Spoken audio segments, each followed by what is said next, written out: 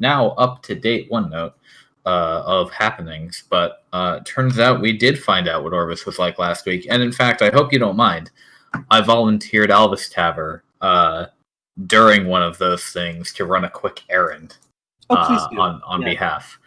It was a cartography errand, so I figured it was fitting. Oh yeah, absolutely. And well, I think we can go ahead and keep this up. Nimbus will just have to see it when he gets back. It's also before stream too. I hate to bring it up like for a third time. Oh, wait, the stream isn't even live yet? Yeah. Oh, never mind then. I'll shut up. So I was gonna ask, what did Alvis Taver get for his birthday? Now that we have a little time, I know I keep asking you like when we don't have any time. For his birthday, oh boy, because his second birthday is almost coming up again. Yeah. Oh, when is your birthday again? I'm sorry. It was December. He gave it to himself. He wanted the most gifts possible, so he put his birthday on whatever. Got it. Yeah. Okay. So it's coming up. Mont Lauren says the stream is live. Oh. So maybe he can hear me. That would be weird. So, what did Alvis Taver get for his birthday? Right. So, like the club will send out little trinkets, right, to their members. Yeah. Obviously, the higher ranking you are, the better your birthday present is. And obviously, you only started getting birthday presents once you really graduated out of the mines, as it were. Yeah. So I think for last year,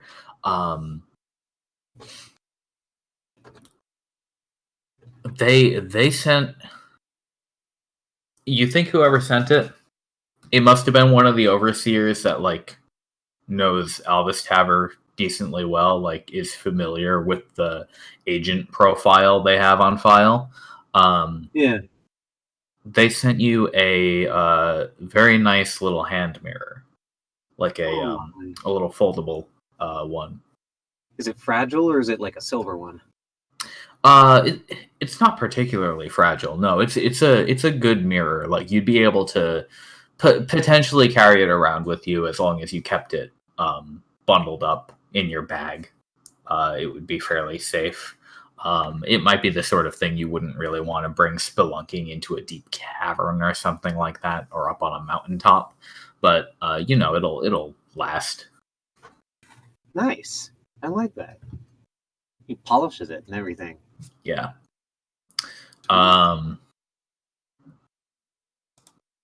Yeah, and realistically, it's probably like a little 5 GP trinket sort of thing. Mm-hmm. He's not selling that. He's keeping. Yeah. Oh, yeah. No, I know he's not. All right. So since the stream is live, let me tell you what Alvis Taver did last time around. Last time around, and I know I can talk about this because Nimbus is almost back, but he was also watching the stream. Yeah. I was gonna say. And I heard you guys say when you're stepping away, you assigned him to do some cartography stuff, and I had mentioned in chat, but I don't know if you had noticed while it was going last week. I probably would have gone and joined him to just go to wherever he's finding information and try to find as much as I can. You know what? I do remember those messages popping up. Okay. Yeah. So there was a point in the day where the eastern half of Orvis became rejuvenated and flew back to the year 198 of the Gradian Empire calendar. Damn. Like the place where I'm squatting right now in my barrel? No, not there. In fact, it was the across the eastern riverbank, the other half of Orvis that you weren't able to reach until the commission has moved over to Orvis proper and built an obelisk and started building a bridge over that collapsed bridge. Oh, okay. So during the phenomenon, sorry to get off track again. No, go ahead. Ask me anything about the phenomenon because you were here. Was the bridge restored during the phenomenon? It was, in fact. So yeah, it was kind of a situation where like Nami had basically laid down a few simple planks that are sturdy enough for a person to walk over. It's not really enough to get like a cart going over it yet, but they're working on it. But then they had laid down a little bit, and then the phenomenon began, and then all of a sudden there was a full, complete bridge there. It essentially overtook the planks that were laid down. However, this was very useful because Nami was able to like ship a bunch of wood over there during the phenomenon, wow. And we were able to walk over it too. Okay. Yeah. It was fully functional, fully tangible. And let me just really quick before we get started, make sure to pull up some of my documents and things. If Alvis Taver interacted with the rejuvenated city, he would have named dropped the champion of the fucking place. Yes. All right. So we can discuss that. Yes. So Cool. So during this, now I won't cover literally everything. You can check back on the quest log. But essentially, what happened was the team went in to investigate. Fortunately, Van was not here, so the Brigadier made sure to just send in a small squad so they didn't cause any havoc or turmoil, and see what was going on. They found out by meeting with a man named Holtzman, a dragonborn named Gakari, a gnome named Nikta, and a tabaxi named Kieran, as well as a half-elf woman named Ferris. Bard. A bard. Who was the same folks that we saw competing in the games in Medoro. Yeah. But they didn't remember us. They didn't remember any of that. They didn't remember you being there, being the winner. It was as if our interface with that event just never happened. Also, relative to them, it happened a month ago. Who won? That's all correct. Albus Taber, you might remember going head to head against a black tabaxi in the games. I do. He was the winner. A dexterous person. He was the winner of the Champion's Crown. Yep. And what did happen? What came to be realized was that Orbis was currently under a sort of attack by Orcish raiders from the southern seas. They had come upriver to a village that is, really more of a hamlet surrounding an important bridge that formed a vital trade road between Orbis and the eastern half of Vesoth, essentially. They had taken it over, taken the villagers hostage, and from what evidence they had been able to discern, were planning a siege with reinforcements upon the city proper. The city itself was cut off, and it appeared indeed that the king, the queen, and the princess were all in the city at this time. The party decided to accompany Ferris and the other party, who named themselves the Bellwinds, courtesy of Karen's proclivity for nicknames. On their quest, as far as we could tell, Ferris was not part of the Bellwinds, but she decided she sort of went along with them. Ambergreen befriended her pretty readily.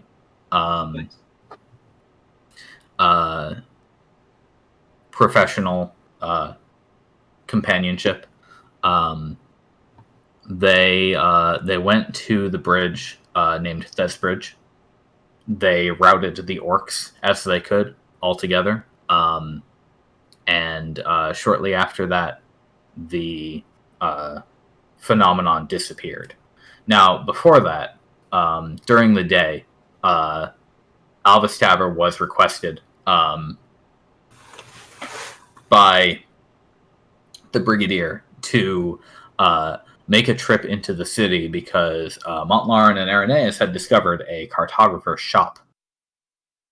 And you were given a handful of Veshan gold coins from your latest pilfering. Or I suppose we can call it recovery. They're not using it. She told you to buy whatever map of the kingdom you can find, and then make a chance. Sorry, was there any chance that I would have been able to nick one of those coins? I would try to get a map, of course, but I just rolled to see if Alvis Tavern would give into his greedy nature for getting stuff like that.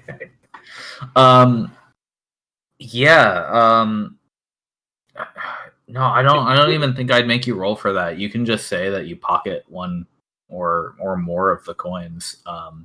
Probably she gave you 20. Yeah.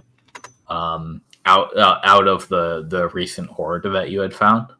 I would have bought the map first, of course. So yeah. Well, she would have noted that you should go back to this location after the phenomenon ends, because last time we discovered that things we took and things we gave, things we took disappeared and things we gave just fell to the ground and were collectible once again. Okay. So she tells you to make a copy of the map as soon as you possibly can before it disappears. Yes. And I'm not going to make you do any sort of rolls for this. This is what you were able to get. Oh, okay. Well, crap, that looks somewhat familiar to what I know. Wait a minute. Someone should, you open up the... Can we open up the map? Oh, I can open that up for you. Yes, sir. Let's go. Let me just double check and make sure it's all properly organized and labeled. Okay, that'll do. You'll notice there's been some scouting done by various members of the commission by now. And so things are a little bit cleaner than they were. Well, holy crap.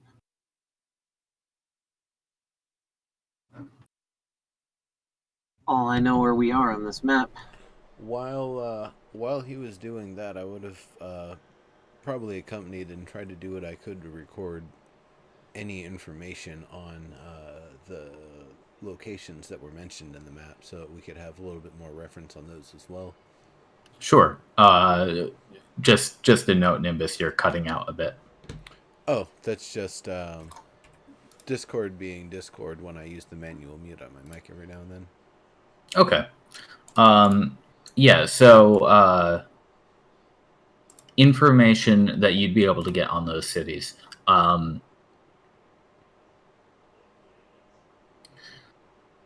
Orvis is the river city, or the western river city, I suppose, currently ruled by Lord Cadmos and Asamar. Okay.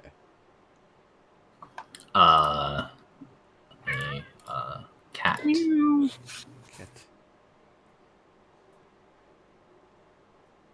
Marbell.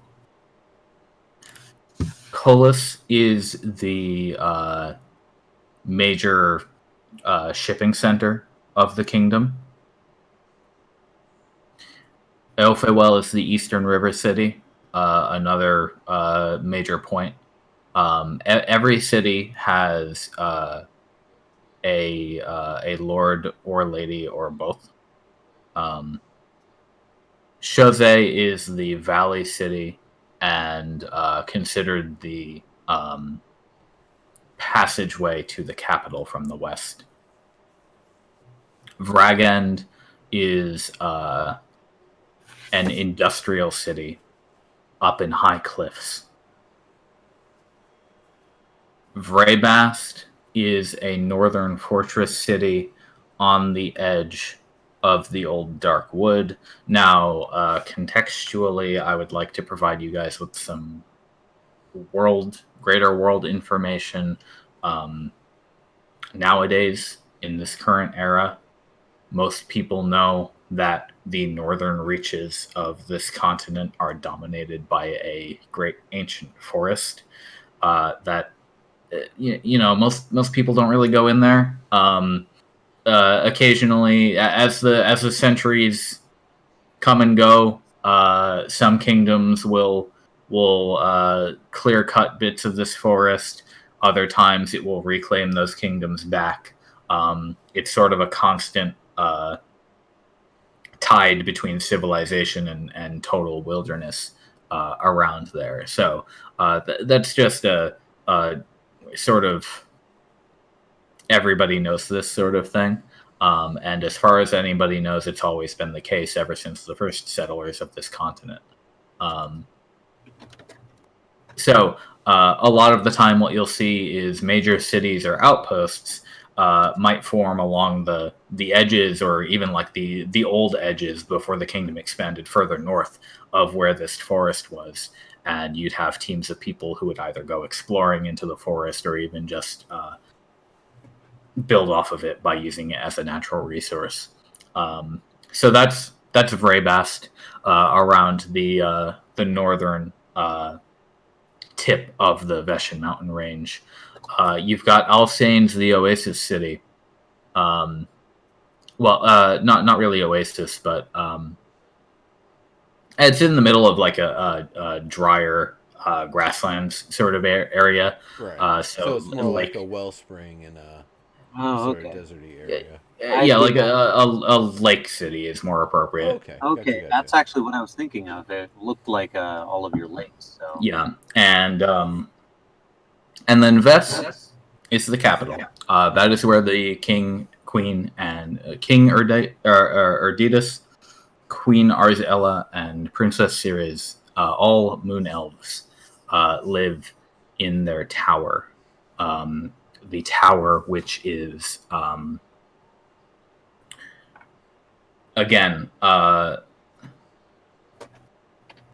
ancient moon elf towers are not incredibly uncommon in the world. Back in the olden days, many centuries ago, everybody knows that elves used to like to build towers a whole lot.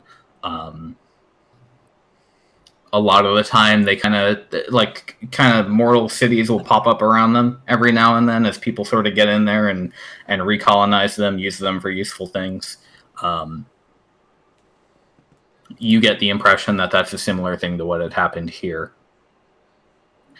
And then obviously to your south, you have the sea of Colors, which has always been there. You guys have sailed it back and forth to get here. And to your west, you have the young Holy Cradian Empire before it was really considered a true superpower. Yeah.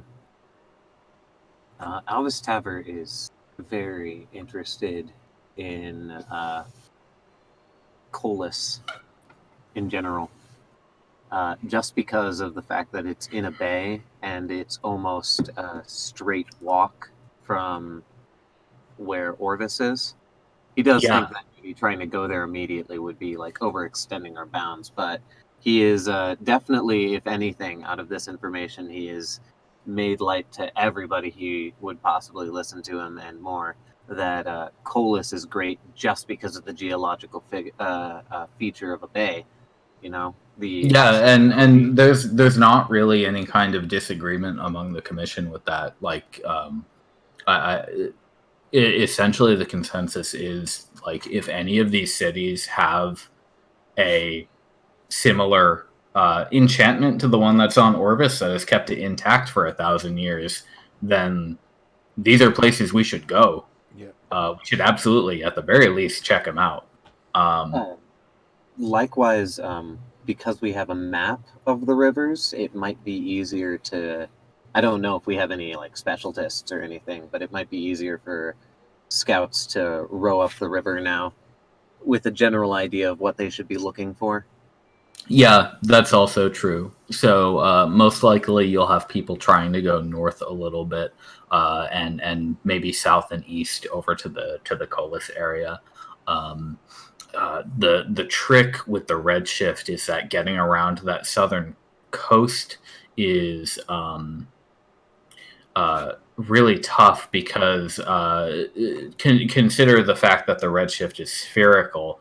While it might only go a few miles off coast around where you came up near the Holy Cranian Empire, it would naturally expand in a much wider radius around the more eastern areas of Vesoth. So trying to squeeze a ship in there in those few days of downtime is tricky at best. But there's always potential that it could be done. That's really cool. No, that's really what all Alvistaver gathered from that. Any more information would be like, can I make another copy of this so I can bring it over to my guild, of course? Obviously, yeah. They're like, as soon as you get your copy back, you and any other expeditionist who's local at Orvis and has skill with map making would probably sit down pretty much immediately and make a few copies to disseminate among the commission. It belongs in a museum. Oh, yeah, totally. One preferably run by my guild. So, and now I am going to ask you guys about downtime. But I want to tell you about the changes I made to the upgrade system, and I'll put this for everyone in the Discord in a minute. But also, or no after the personal game. question. We'll do that too. Yeah. So what I've done, starting with our newest fort.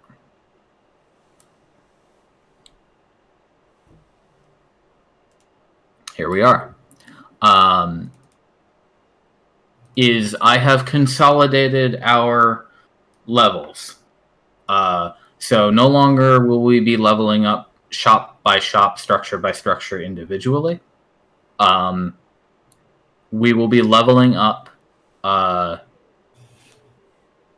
the major forts and the minor forts separately. So the major forts would be where the commission leaders are located.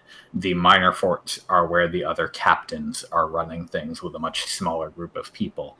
And they have their smaller obelisks most of the time. So Fort Maricus and Fort Orvis, I've set everything to level 3 for now. So all of the features of the obelisk, the barracks, the library, the apothecary, the weaponsmith, the armorsmith, the general store, the right, and the animal tamer. All of those rules still apply as they were originally written for now. As always, this will be subject to change if balance makes sense and things need to work better than they currently do.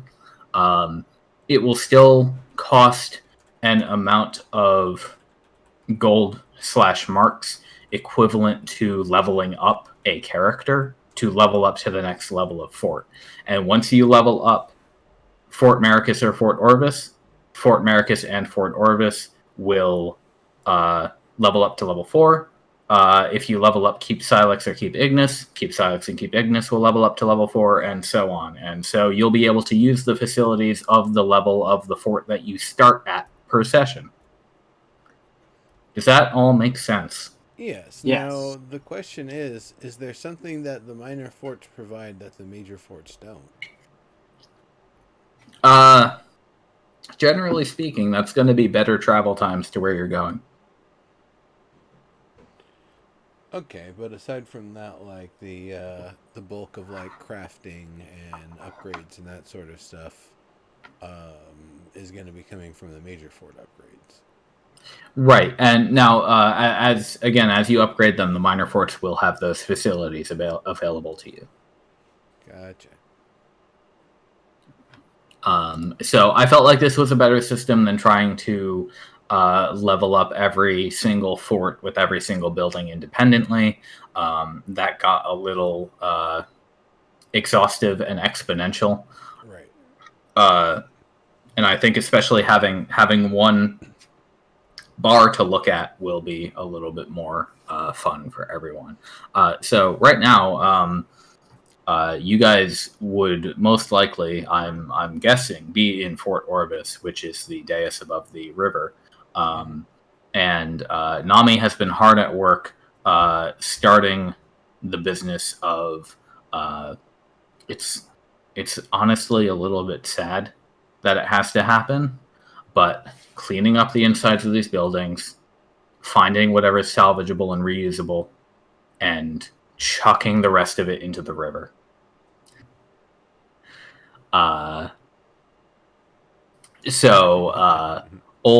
Old furniture, junk that's just illegible, non-usable,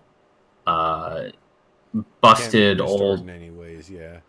Yeah, no, just like all the stuff that's garbage, just gets tossed. All the stuff that can be reused can be repurposed, and then here and there you see them going around like chalking off bits where they're going to knock down a wall or slamming posts into the hard tile ground to form rudimentary connections between these buildings. For now, people have just sort of set up camp wherever they can. The Brigadier has claimed the northernmost building as her new office. Okay. Cool. And for reference, the field of effect of the new obelisk stretches to just about the eastern and western banks. Gotcha. Okay, that's pretty cool.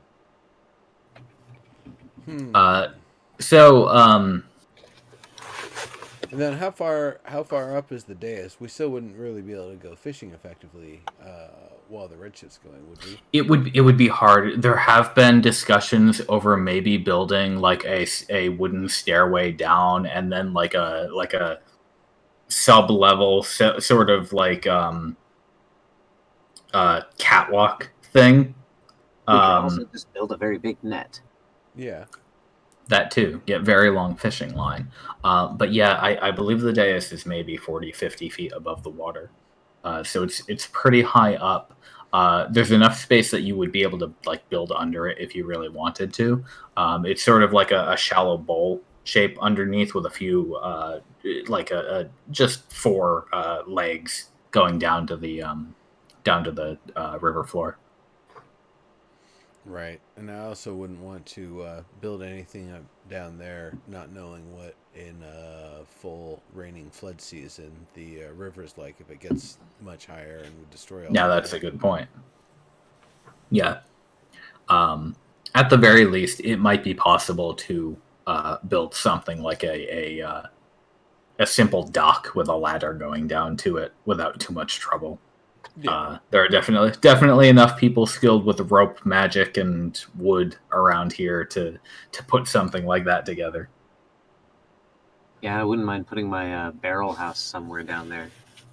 Maybe even like hanging it over the river. Like you literally have like 10 buildings and 50 people living here, but Alvis is still like, I gotta live in the Undercity. Yeah, exactly. All right. So let me ask you both a special question, and then we will do downtime activities, and then we'll get started. Because there are definitely some things. A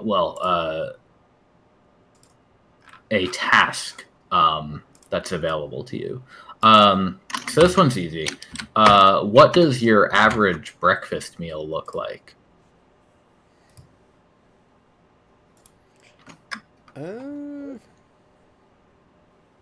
You first, Nimbus.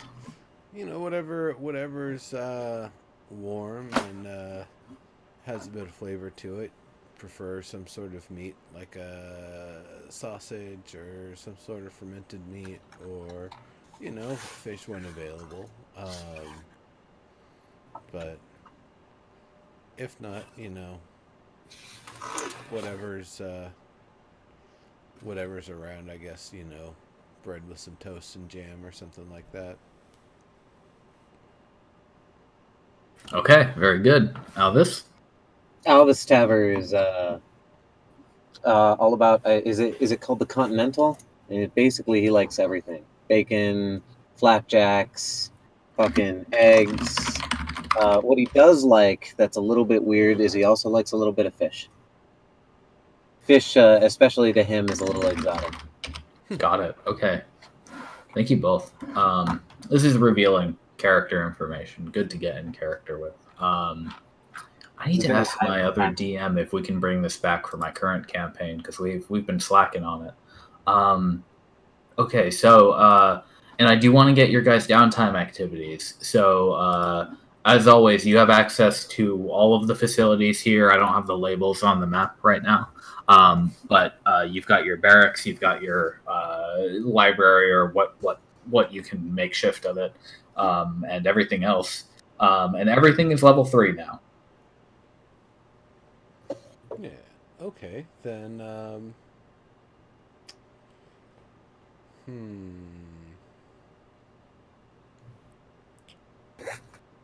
Well, I can't speak for the other two who are there, but Alvis, how do you feel about throwing our portion of the, or at least some of our portion of the payout from the cash that we found to upgrading the major forts to level 4?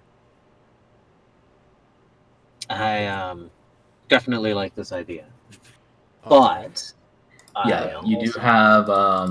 Let me double check how much information, how much money there was. I also like. You guys do have like 4,000 gold. It was 4,050 from the cashed in there.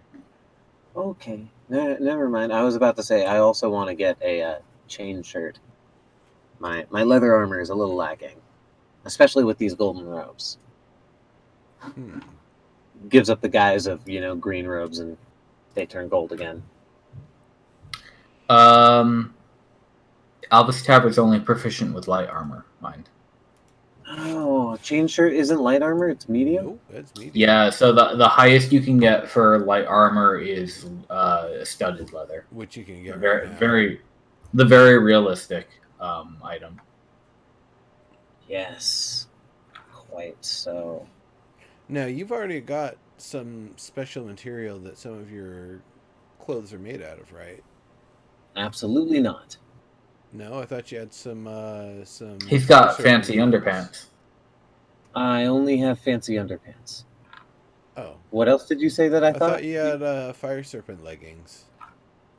No, I don't. Yeah, those are the underpants. Oh, those are the that's underpants. All it is? Oh, I didn't even know this. Yeah.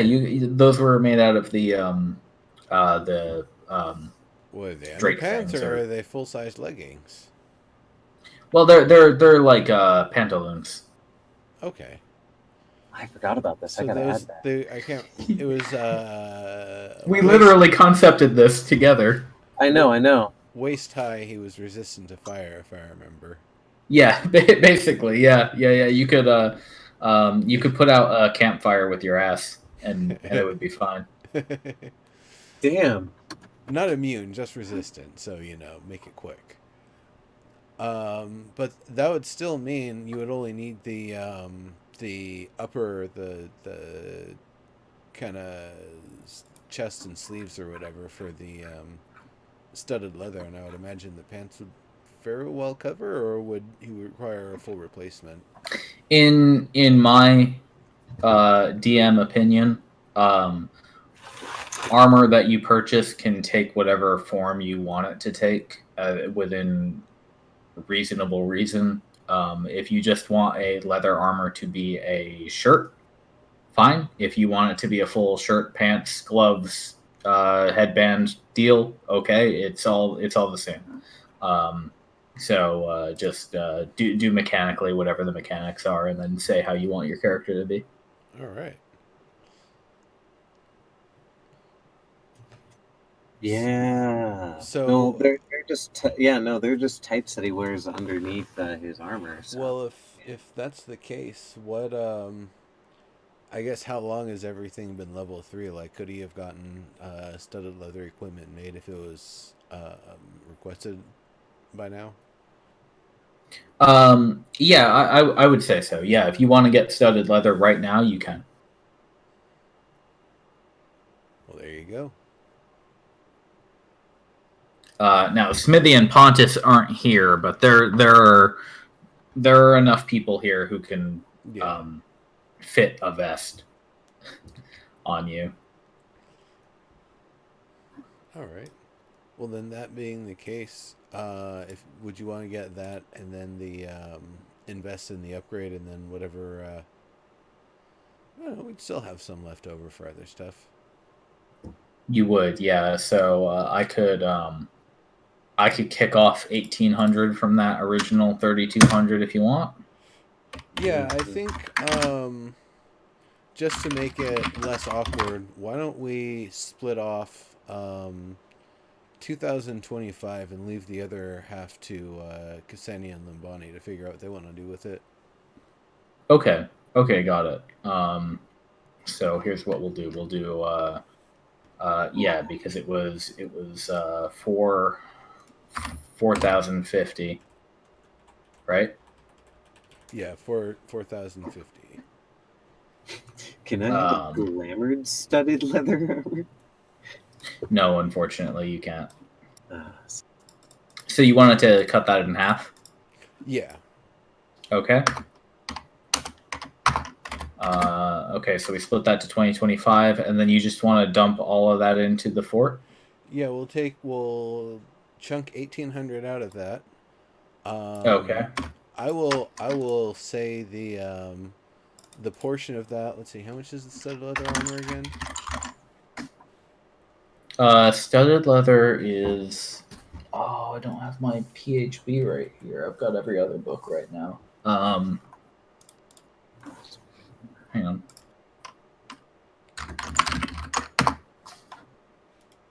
Give me that table. Studded leather is 45 gold pieces. Okay, so I would say out of the sum remaining from the heist there, or whatever you want to call it, the recovery effort, why don't we just take the cost of the armor out of that, because I'm also concerned with your defense. Yeah. And then whatever's left after that, we'll just split between us. That's 150 remaining after that. Okay. So 75 for both of us. And then one of the things I did, it's just a trivial during the downtime, was going to both of us? Sorry. 75. Thank you. Was going to Dex and getting a shield from him or from some other wizard who has it. So that would be costing me 50 to transcribe because it's a level 1 spell that's not evocation. Very well, yeah. And between, I think you could actually grab that from Limbani, even, or Ksenia, sorry, because I know she has it. So, yeah. Okay. So that, and then I will drag actually, over. I think she does. Let me double check. Let me double check that at least one of our wizards. Yeah, she does. Okay. I know someone's used it among us. Yeah. All right. I think Dex might actually be the one who doesn't. He's a he's a specialist. He doesn't go into combat as much, yeah. Yeah. Oh no, he does have shield. Okay. Okay, cool. All right, well, I've got that now, and then that brought me to 102, and then the 75 brings me to 177. Bam. Let me just bam. There we go. Fantastic. All right. 77. Hey, what's this? So other downtime related stuff. Have any messages come from the Silver Coast yet, or still waiting at this point? You're discussing about your messages that you put in your book. Yeah, and just kind of stuff that I'd been kind of talking about and sending. Obviously, like I had said earlier, I don't expect we'd have anything this time, but it would just be Nimbus still on the lookout for anything, and Yeah, yeah. I don't think there's been anything yet, and especially before the travel roads have been set up between Maricus and Orbis. It'll be, you guys will kind of be light on outside world access for a couple weeks over here. Okay. That said, of course, I'm using the journal to send the messages over, and Yeah. I did double down on the request for them to send somebody out to help out with investigations. Okay, got it. So hopefully, feel a little more confident about it this time. It'd be really awesome if there was like an add item button or something that worked even while my character was off screen. Because I've been trying to drag and drop this stupid thing in my character sheet like 3 or 4 different times, and it's not working. Yeah. Are you dragging the proficiency for the armor or the item? The item? Yeah, it says item. Let me try. Studded leather armor? Yeah. I just noticed because my armor class shouldn't be 16, or sorry, 15, rather. 16 was with leather armor. Worked for me. There it is. Worked for me. Now that you did it. Hey. I just needed to complain! Yeah! Yeah. Oh, and in terms of other expenses, Elvis, you probably need to resummon Keen. Oh, that's right. She did die last time around. Yes, I do. I do. So that's 65. That 10 gold? 10 gold, yeah. Oh, okay. 10. I did 20. Wow. Well, there we go. Yeah. Well, see, no, never mind. I can only do that once I actually start leveling up into that thing that I talked about. Right. Mm-hmm. Yeah. Oh, I'm gonna hit long rest while I'm thinking about it. Yes, you can both hit long rest if you haven't. Right. So that Though I might have said it. Huh. So the thing that has come to your attention today, as the redshift starts to wane and people are sort of itching to get out of their tents and go outside. I didn't cover the rest of the downtime stuff. It would have been going back to the first seeing if they needed any help coordinating with cleanup and setup and getting things ready, and anything where they might have needed scaffolding built up, for example. Oh yeah, absolutely. Like everywhere. Okay. The whole this whole area needs to be what hasn't been done. It needs to be cleaned out. I mean, like a lot of the houses and buildings are pretty intact, but they need to be dusted and scrubbed and like literally cleaned to become usable for the commission. I mean, anything that we've pulled everything out of, I basically just pressure spray with the geyser. So I figured I was probably doing that for works. A few days. Pressure spray with the geyser, and then use shape water to move the murky waters and nasty stuff out of there. I'll give you a inspiration point to use. All right. If you like for participating in that. Sweet. And Alvis, was there anything in particular that you'd like to have attended to during the downtime? Yeah. I'm after finding a nice little hidey ho for myself somewhere off in the corners before we built the under thing scaffolding, because I'm sure that's not done yet. No, that will be sometime for sure. Yeah, exactly. If ever.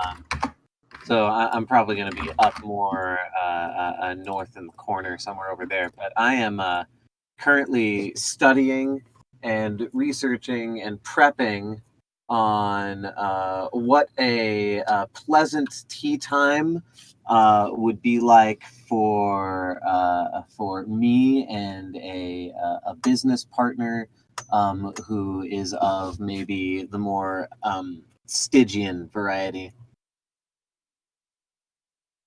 Excellent. Okay.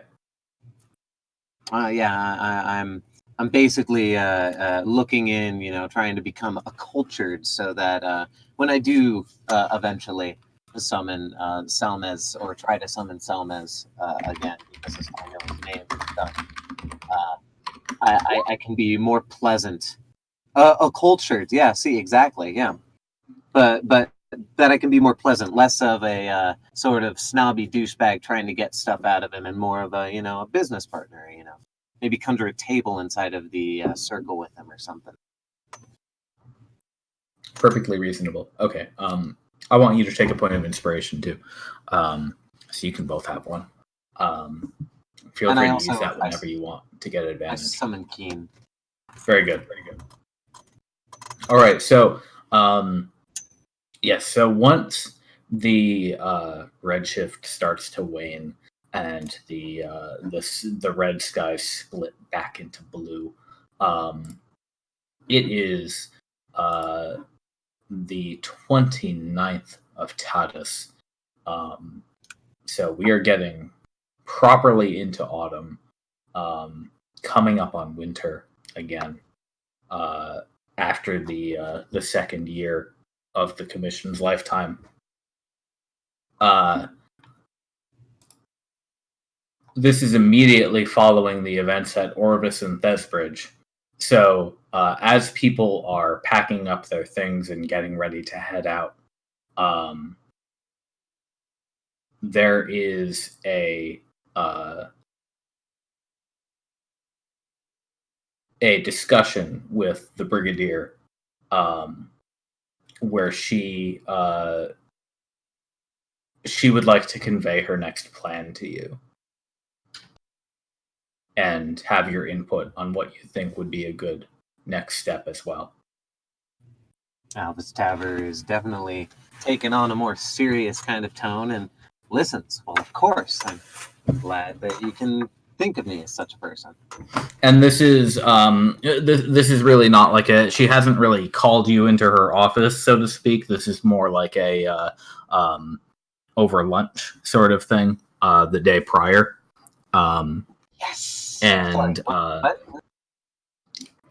don't worry, it's in the public. There's like 3 other people at this table, besides you guys. And she says, based on the reports that Naya's team brought back, I think our best course of action, and based on that map that you so kindly obtained for us to Alvis Taver, I think our best course of action now is to explore and document the lands east of Thesbridge. After the phenomenon ended last week, we made sure to send some scouts to the site of the battle against the orc pirates that your companions dealt with. And they found that the bridge was still intact, rather more tattered than this city here, but certainly still usable. And considering how far north this river goes, I'm thinking that's going to be where we should break out to the east. So I'm of a mind to send as many squads as I can over that bridge this week and see what we can find out there to the east.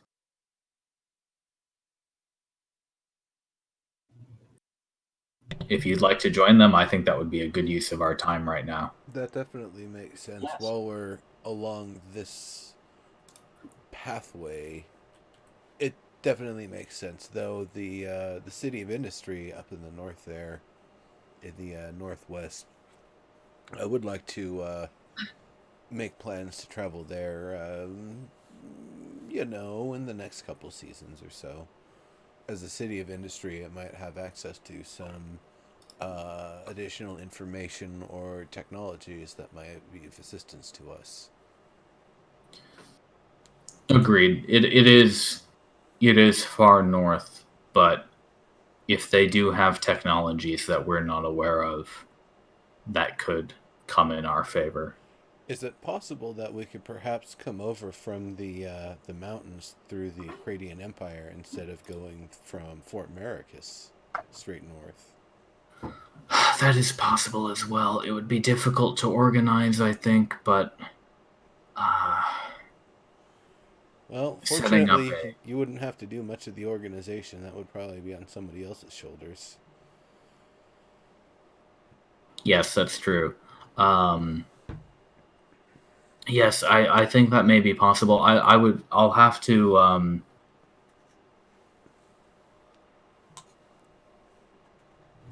I'll have to write up a special request for that one,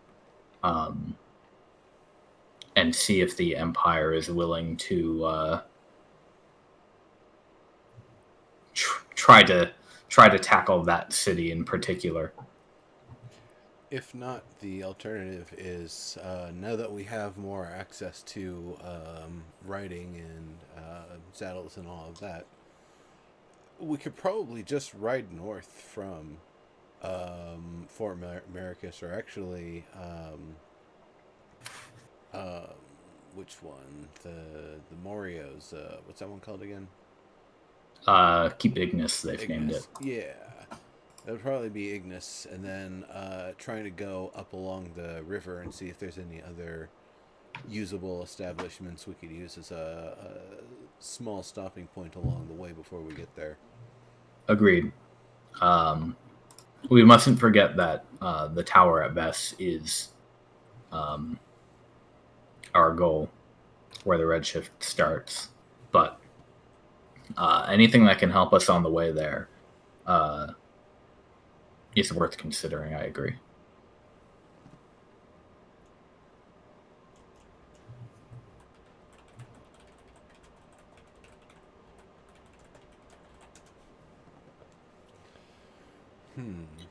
Well, I think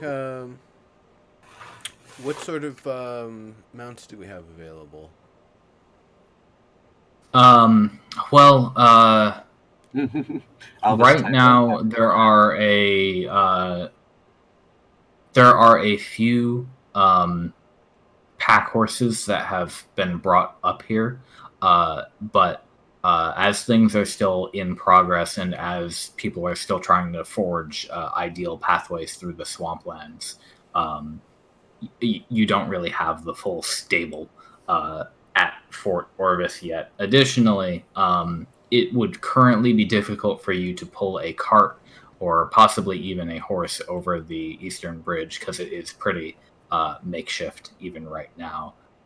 Probably in the next week or two, Nami will be able to get something a little bit more secure, but it's kind of the sort of thing where you have to hold your breath and single file over it right now.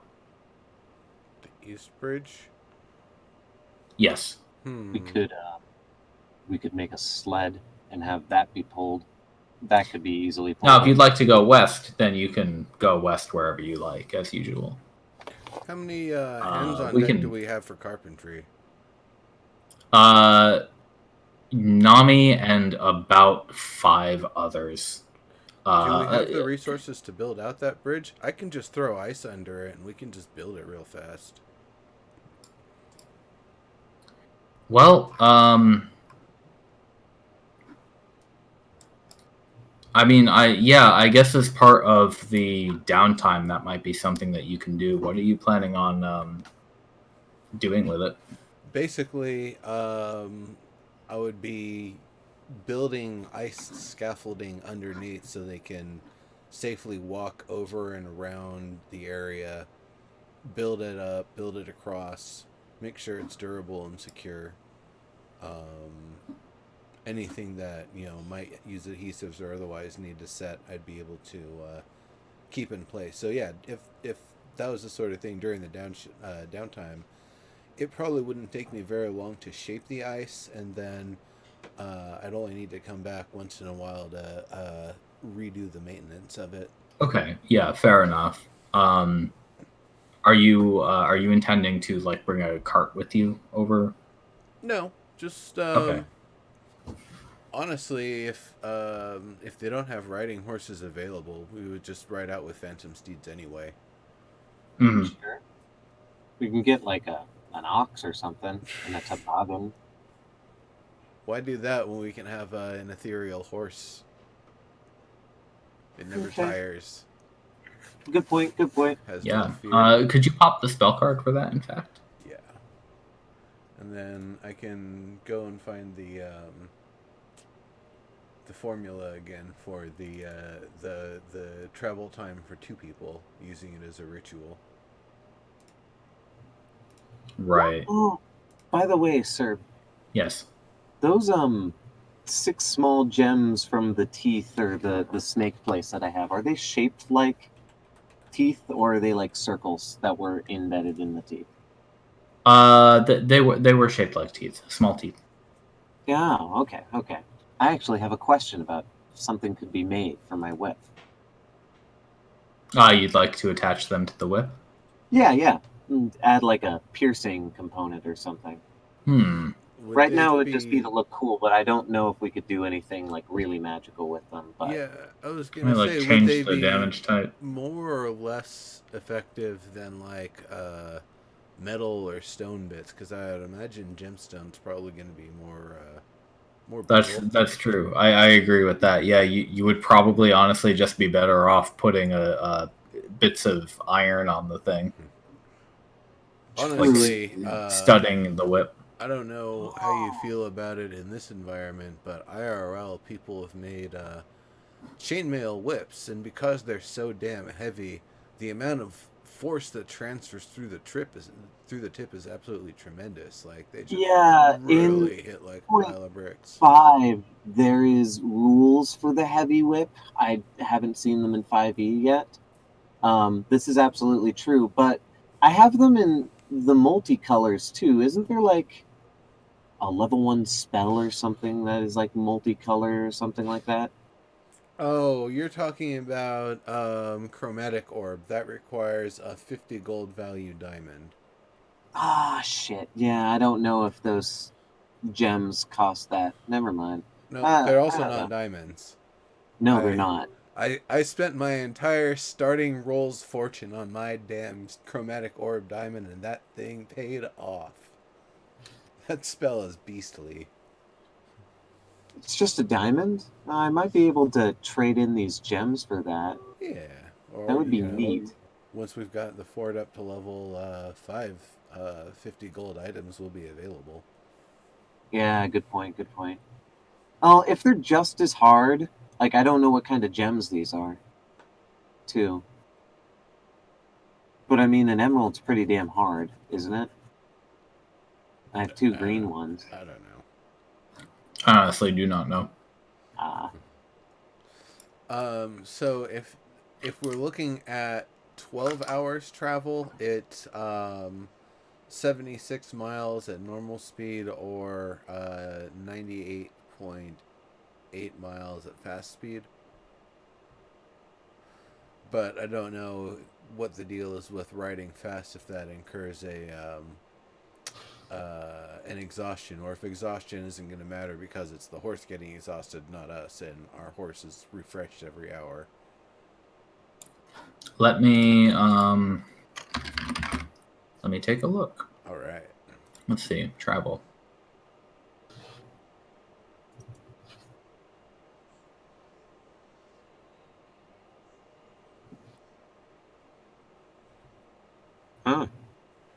I mean, for us, it's literally 38 minutes riding and then 22 minutes resting while I pop up 2 new horses.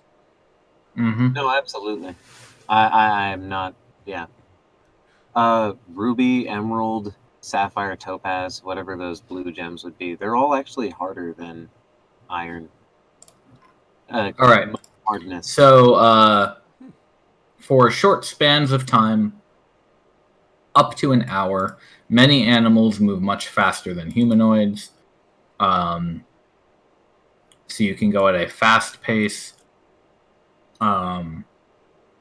Fresh mounts are available every 8 to 10 miles. Characters can cover larger distance, but this is very rare except in densely populated areas. Let's see. The travel pace table assumes that the characters travel for 8 hours in day. They can push beyond that limit at the risk of exhaustion. For each additional hour they travel beyond 8 hours, character must make a con save at the end. Travel pace table is... Why did that send me to the Ghost of Saltmarsh page? Wow. Redirect fail. Well, the exhaustion part I'm not worried about because, again, it's not 8 hours. There's 12 hours straight through. It's 38 minutes on, 22 minutes off, which is, really comfortable.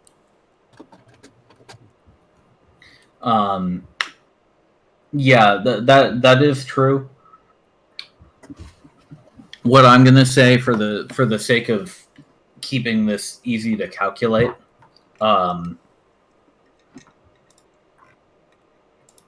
we would just say, let's see, so 10 miles an hour. So what does your calculation come out to for 8 hours for 10 people? Or 2 people, sorry? Okay, so let's see. 8 hours for 2 people is...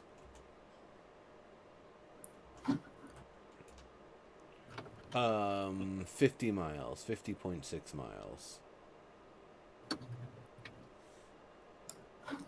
Got it. Okay. And that's going at normal speed, not fast speed. Yeah. Going 10 miles an hour. So let's see. You do a 20-minute. It's ritual. It's 6.33 miles per hour, basically, including the casting downtime. Okay, got it. That probably helps because that's basically 1 hex per hour.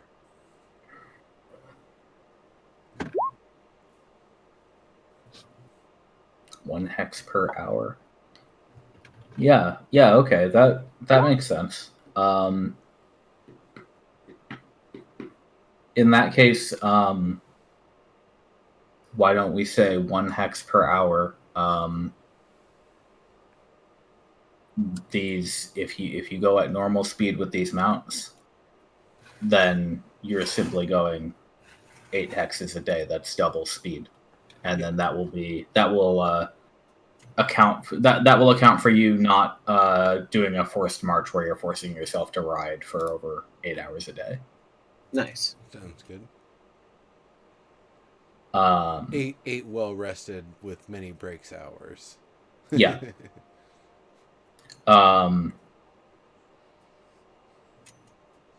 So up to you. If we're ready to go, you guys have control. Yeah. Over the token. If there was any other equipment, you've donned your new armor. I donned my new armor. I actually Keen back. I got Keen back. I actually do get rid of those gems and maybe pay for something shiny to put at the end of my whip that way, though. If you'd like to do that before we go, I don't know that you'd be able to do the whip right now just because none of our craftsmen are actually here. Oh, Pontus isn't here. Yeah. Yeah. But they should be soon. Next time you play, they definitely will be. I would say instead of upgrading the whip that you own, maybe you would want to put the order in for Pontus to figure out the best way to do it with an original whip. That way, that could work too. Like whips are cheap anyway, yeah. So. And yeah, he also said that in order I remember because I've been asking to upgrade my whip for a second now.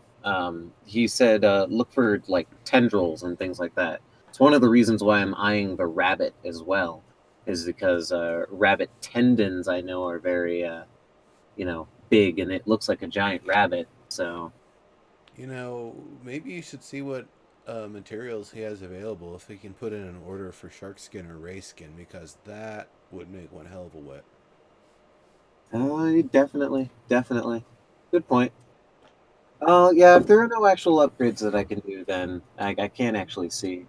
No, we're good. Okay. I have leather armor. Any other equipment or items or anything that you wanted to refresh on? Da, da, da. Cage Canary. Oh, yes. How we're planning on traveling far, aren't we? So I'm upping my rations.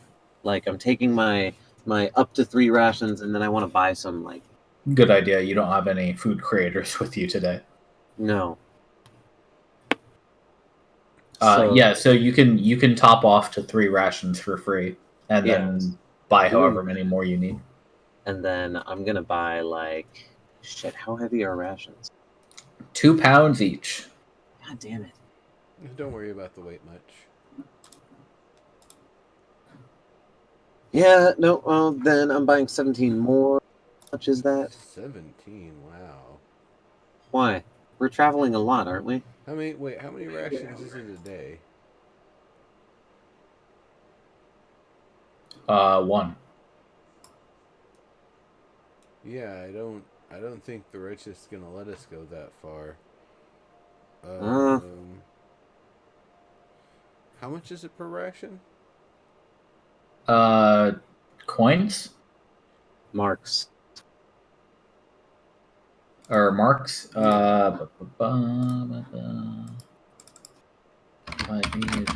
I'll just up to 10 then. Just take 7. Allow me to go to the table. Rations are 5 silver apiece. Okay, so 2 for a mark. Yeah.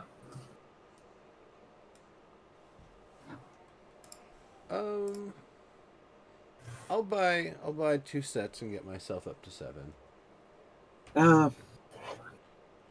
That's a good idea. I'll follow suit. 7 should be plenty, and honestly, if it really came down to hunting, we can find stuff. Oh, gee, that's something that I've always wondered. Elvis, have you any experience with a bow? No such luck. No. Never been done. That's hunter stuff. I'm a student. Not even hand crossbows or light crossbows? No. I mean, I've thrown a few daggers.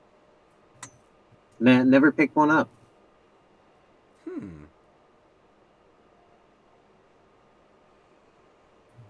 You just out of character, rogues do actually have proficiency in light crossbows, and I know I do. and hand crossbows. Yeah. Oh, okay.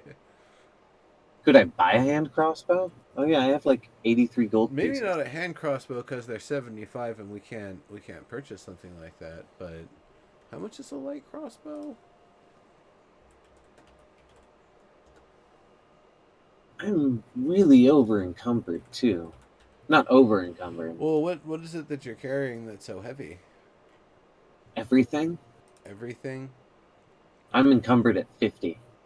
Oof. Let's see. Your crowbar. The rations aren't doing you any favors. Probably the cartographer's tools. I can't cartographer without my cartographer's tools. That's true. Yeah, there's anywhere where we've been. Obviously the leather armor is a bit. Are your weapons set up correctly? Yeah, they are. I think 5 pounds and 2 pounds. So yeah, it adds up, man. Yeah. Well, then I guess it would be a little bit much to add a short. I mean, short bow is 25, so it's not like you wouldn't be able to. And it's only 2 pounds. But then you have to have something to carry your arrows with. And... Yep, you need a quiver. Yep. Hey, give me a second, and maybe I can make an infernal contract to get a strength point up. Hey.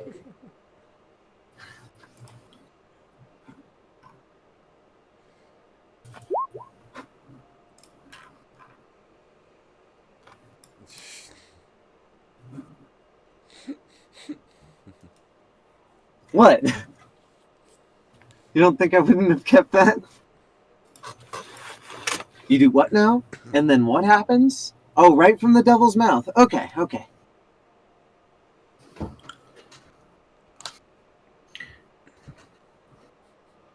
So yeah, I encourage you guys to figure out your encumbrance before you leave the fort, and then we can leave the fort.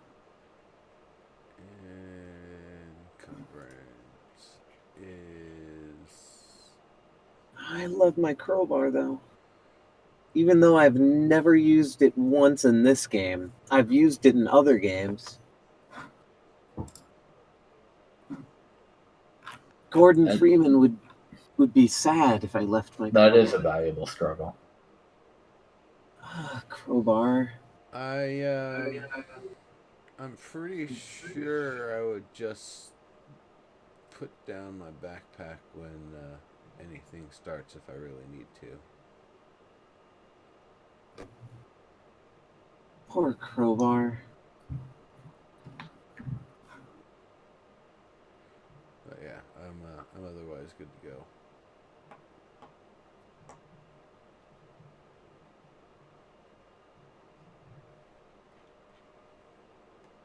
Everything is very heavy. Being small with low strength is a problem. It absolutely is. Most hardness: steel is 5 irons, 4 rubies, 8 sapphire, 7 topaz, 7. That being the case, malleability and resilience is also a thing.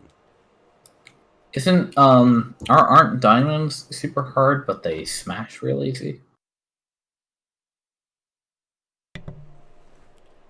Yeah, or is that a different measurement? I think that's correct. That they might be the hardest, and you might be able to cut things with them. But yeah. Anyway, this is listen. If you want to do some research on gemstones as whips and get back to me with them, I don't really have a problem with you doing it. But I want you to have the most reasonable whip you can get. Oh yeah, absolutely. Yeah. More of like a cutting thing at the end of it. Yeah, shit, man. My encumbrance is gonna be my encumbrance. I mean, I am constantly doing mage hand, but that's only like 5 pounds, right? That's 10 pounds. Yeah, you can't carry much with that. No, I can't. I'd be at 59. I'd still be over encumbered. God damn. So is the goal? It's not just Thesbridge, it's going beyond Thesbridge that we're really looking to do, right? Correct. I mean, people have mapped out the small area between the fork of the river. Now the goal is go over that river, find out what's over there. All right. Explore that area. Get to wherever we're going. Fortunately, the steeds will be bearing most of the weight here, so if you are ready to go, Elvis, I think we're about ready to set off here. Elvis is ready to go. Elvis does not like leaving his crowbar. Well, you can bring the crowbar. It's fine. Elvis tap. Lots of weight. Don't worry about it. You just set your backpack down if we need to fight. It's not a big deal. Oh yeah. If I set my backpack down, I'm still over encumbered. I should probably bring a tent with me too. Yep. Oh, that's not including all the shit that would be in my backpack. Okay. Oh, how much is a water skin? 1 gold? I wish I could assign things to him.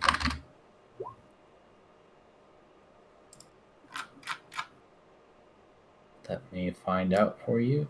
2 silver. 2 silver. Am I really going to be charged for the replacement? I mean, it's a backup, but I mean, I can pay for one. That's fine. Okay. Actually, let's see. Copper, silver. I actually had 3 silver coins jingling around, so I'm just gonna, I guess, be like, I can't get marks for these. That's difficult.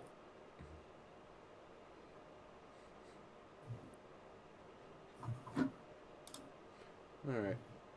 Cool. Well, that's that then. Yeah. Alright. I'm pretty good. We can march out. Cool. So, Phantom Steed. We'll go 1. Phantom Steed. We'll go 2. Yeah, so you and well, I suppose if you're steeding, you've left the other scouts in the dust at this point who are also traveling out this way. So you're far ahead of them, and unlike what your teammates reported going over this land that you're in now, where they reported grass and fall time fields and rolling hills, you are entering a further depth of this swampland than you have been in before. Eventually, you do come up following the guidance that was given to you on this bridge that goes over the river. And as described, it is fairly decrepit. And there's not much around aside from the old stone bridge. But even though the towers that once stood have long crumbled away, as you test it, the 30 or so foot wide bridge is sturdy, it's solid, you can cross it, you don't fear for your life in doing so, and easily get to the other side. Alright. And the water in this part of the river is pretty clean? Correct. I mean, in terms of you are in a very much a wetland. So it's sort of a wide, somewhat muddy river. Like it's not a clear river, but it's clean water still. Now here's the thing that you discover as you start getting into the land east of this river, is that up until now, you get the impression that the swamp that you all have been traveling through has essentially been easy mode. And all of a sudden, it's more wet, more treacherous, more mud pits, and more hidden ponds than you're used to encountering out here. It seems as you get deeper into the swamp, the trickier it is to move around. So this area is actually going to count as difficult terrain. What that means based on the math we just did is, fortunately, thanks to your mounts, you're essentially going to be moving at the normal pace that we were moving everywhere else on the grasslands and everywhere, as you were doing on foot. If you were on foot, you'd only be able to move about 2 hexes a day. There's no way that Nimbus, that you could swanning at flies, Alvis Taver pipes up, that you could like freeze the muddy ground or something with your water powers. God, I can. So but cold. Why are the gnats still alive? I mean, yeah. If that's your strategy for traveling around, that would essentially be what constitutes your difficult terrain and why it takes longer. Exactly. Because it's either you're picking your way around a dry path, or you're making a dry path. Either way, it's you're losing time. It makes sense. Definitely does. Out of character. Yeah. So, obviously, doing as I do, I'd be sending Badath up every now and then to get a look around and help us see what's around us. So, absolutely. Here, Likewise. So, we'll go hex by hex for now, and then maybe uncover some stuff in the in the final day. So what I'm going to say for right now is that you'll have 3 more hexes for today. So those first 2 were your free movement for today. And then, like I said, you'll get your, because you're moving at half speed with these horses, get your standard 4 hexes in total a day. Right. First one's free. Second one, third one, and last one are encounter check rolls. Let me show that bar for you.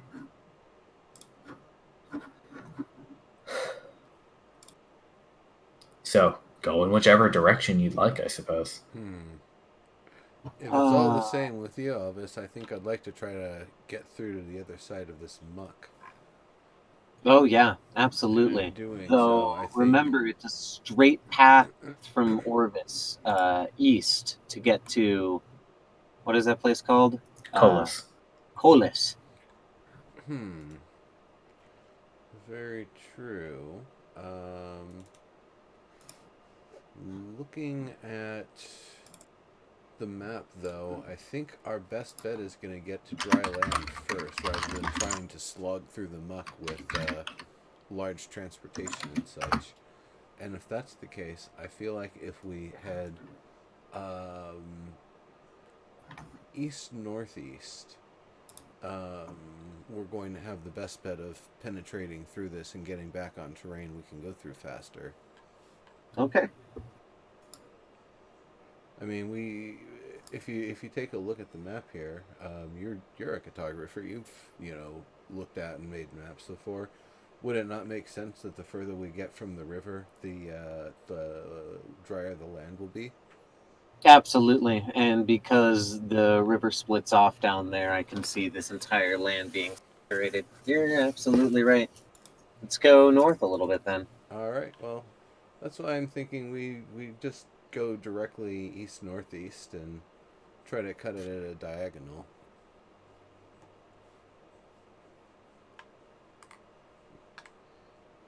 All right. Can we get a 3-tile reveal, please? Yeah. Well, as always, these are 6-mile hexes, so Badath going up, we'll see essentially where you are. If you take time while you're camping to fly around, I will give you a few hexes around you. Okay, sounds but good. For now, we'll go where you go. So I'm assuming you go that way. Yeah. So we'll go here once, and then this is going to be the encounter check. Yeah, this is going to be your first encounter check, so the midday encounter check. Okay, an 8. I could have Keen Trail on behind us so that we could scout out another area. Well, again, these are 6-mile hexes, so I don't know that she'd be able to be very effective in that. Good point, yeah. It's not like she can fly. Sadly, I wish I could have made these like 1-mile hexes, but then this map would be unwieldy. Ridiculously huge. Unroll-20able.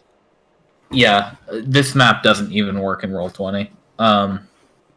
So, fortunately for you, nothing happens as you make your way into the uncharted Eastern Lands. I'm mapping out everything since I'm on a horse. Yep. Yeah, and you're just kind of doing that, sketching as Nimbus is doing his rituals and everything. As soon as you have a minute on dry land. Maybe I'll attach my rat to a string and I'll have it like fish up any like weird Redshift stuff it finds on the ground while being dragged around by the horse. That is a horrible idea. I'll give it a long leash. Slack. I'm guessing everything out here is way too wet to just like easily burn if you held a lighter up to it. I could just we have magic, right? We can just take the moisture out of it. Oh no. Quite the opposite. My intent is, can I use Firebolt to basically blaze a trail, not burning, shit down like people think the term means, but using fire to make, small blaze marks in the trees along the way, so we just kind of leave an indication of where we've gone. I see. I think that's reasonable. Okay. So then, being very inconspicuous, or being very conspicuous rather, and just like, two dudes riding along on ghostly horses, one of them shooting firebolts everywhere. Yeah, and the other was nose in a map. Yeah. All right. Tell me where you make those so that I can add those to the map. Oh, they're just everywhere along. I guess they're pretty much everywhere you guys are going. Like it's rhythmic as we go along. You're just hearing. It's like you could probably do that with prestidigitation and not fireball. Well, I don't know prestidigitation. Oh, jeez. Oh. Okay. I know how to light things on fire, freeze them, make water boil and freeze, and move places, and fix stuff. And I've always known how to make myself float once every now and then. But no, prestidigitation, that's... there were other entertainers in the Troop of No Return who were masters of that. It was more of my pyrotechnics and such that, and other, stage effects that really got me my extra applause. Oh, maybe one day I'll see them again. Not likely. I think they're cursed. I love those guys. Anyway, shall we continue? Yeah, let's keep going. All right. One more, and this is not a roll, correct? This one is a roll. This one is a roll. All right. Yep, this is your afternoon time. But fortunately, your afternoon time is perfectly safe. And again, your travel continues unabated. All right. As we continue going through, I see a lot of trees and bushy stuff. Are the roots and stuff starting to kind of make the area a little more walkable? Is it a little drier here, or is it still pretty swampy? They're still pretty spread out. It's actually more of like a mangrove sort of deal here. So you'll come across places where there are, in fact, trees thriving in. I guess it's pretty late in the year, so they're mostly leafless by now. But growing throughout the actual waterlogged areas, and they dip over the actual land deep into the ponds and such, and in some cases make it hard to tell where the land ends and the water begins. But for the most part, they're pretty well spread out. So are these like are there like vines here? Yeah. Interesting. Is there any possible way I could harvest one of these vines? Seemed like it would make a good whip. Process.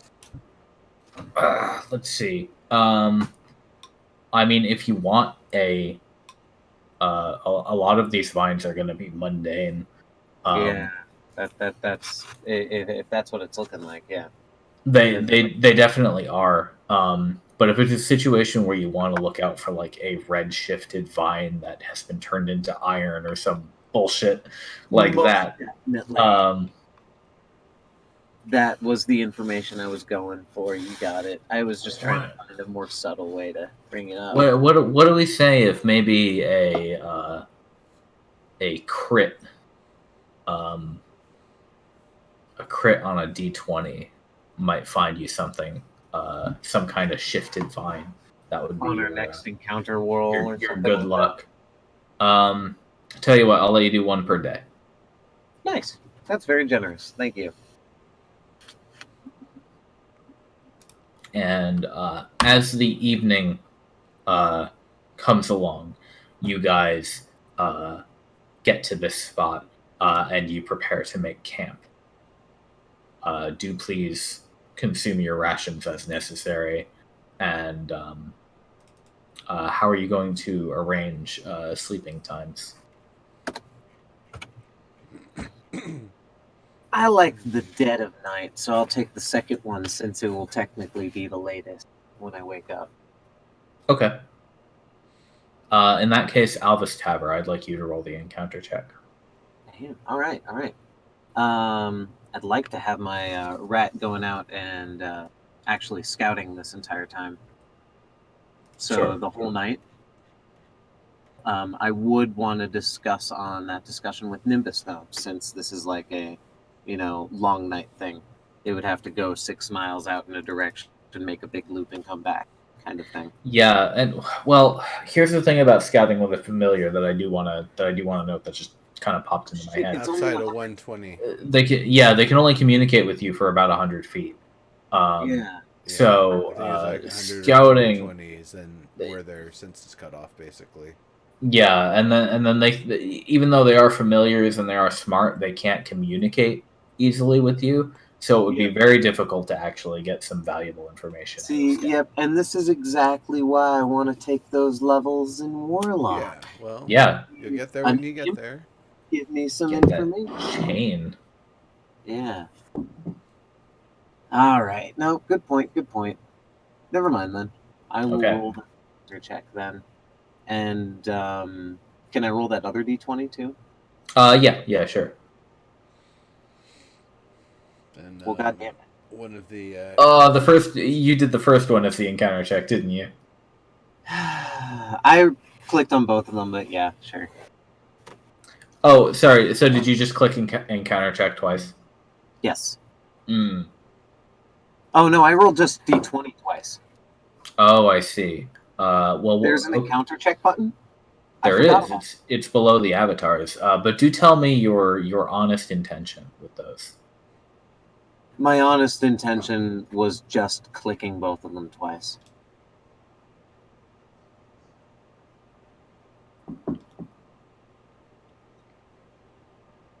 Okay then. I had no intent for either being each. I was going to let you do it. I can't say I had an intent on either of them. All right. Without intent, that's a paddling. Yeah. Yeah, it's a good paddling. Fortunately for you, both of those numbers do mean you are not assaulted in the night. I like hearing that. So you are both able to wake up to a happy new day in the swamp. Frost on the grass and the vines and trees as you rise, and a cool breeze from the east.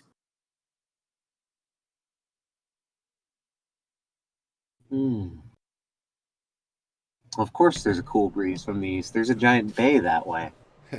Do I smell salt water? In fact, you do.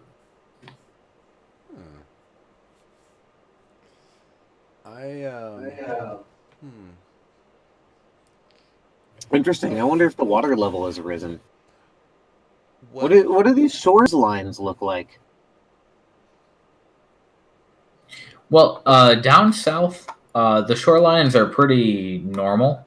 Aside from that one area that's very about a 50-mile stretch of kind of rocky cliffs that kind of comes up and then goes back down. But nobody's been out here yet, so impossible to say.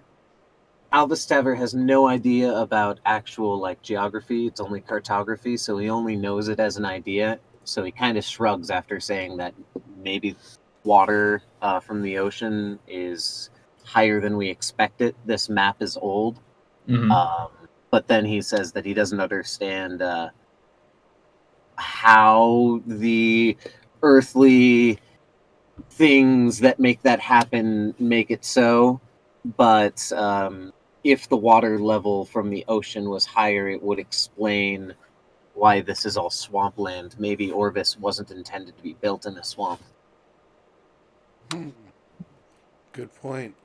I wonder, yes, the Alvis, so you've have you ever dipped a biscuit in a glass of water or milk or tea or something and seen as it starts to become brittle and dissolve? Definitely. Yes, yes. So the Earth itself actually has the capacity to do that as well, which the redshift itself could have either facilitated or accelerated. You That you makes a lot of sense. might actually be right that there's a giant bay up ahead of us that we are soon to approach, but Well, I mean, on the map, there's a bay. That's where the city was built. But I mean, that's not necessarily close to us. Proportionate to that map, we're Fort Maricus's distance from Orvis to that town or so. yeah, and I'm smelling salt water right now too. So, I mean, there's You should send the bird out, and then we should get ready to go. Yeah, that is a good idea. So we'll take a moment then to scout the surrounding area with bird vision. Okay, so you send Badath about 100 feet up, and you actually see a mile or two east of where you made camp a water line, and you see a gray stone building, kind of squat and wide. I see. So this would be distance there in your current hex, but a little ways away.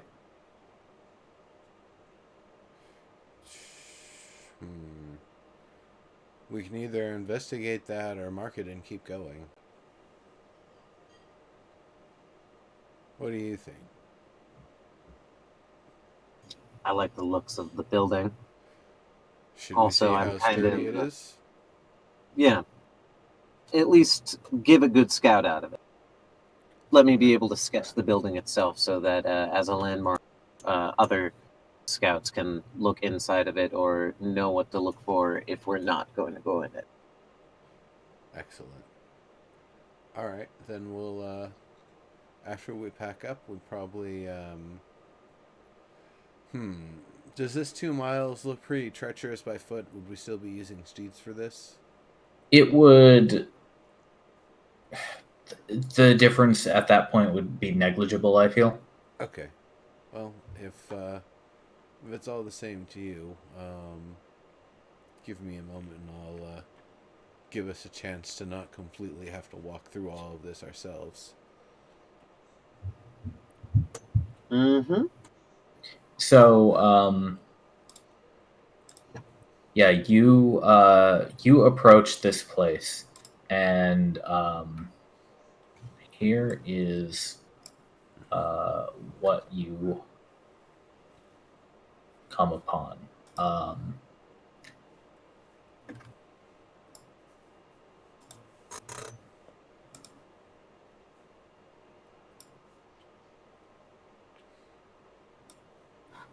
Albus Tavern, stop being small. I'm even small for a gnome.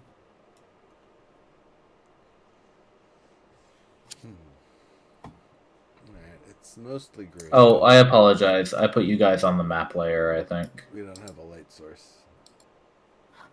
Or You rather, don't? it's not lit up. We see some stuff, but it's like... No, I'm... Oh, God. Hang on.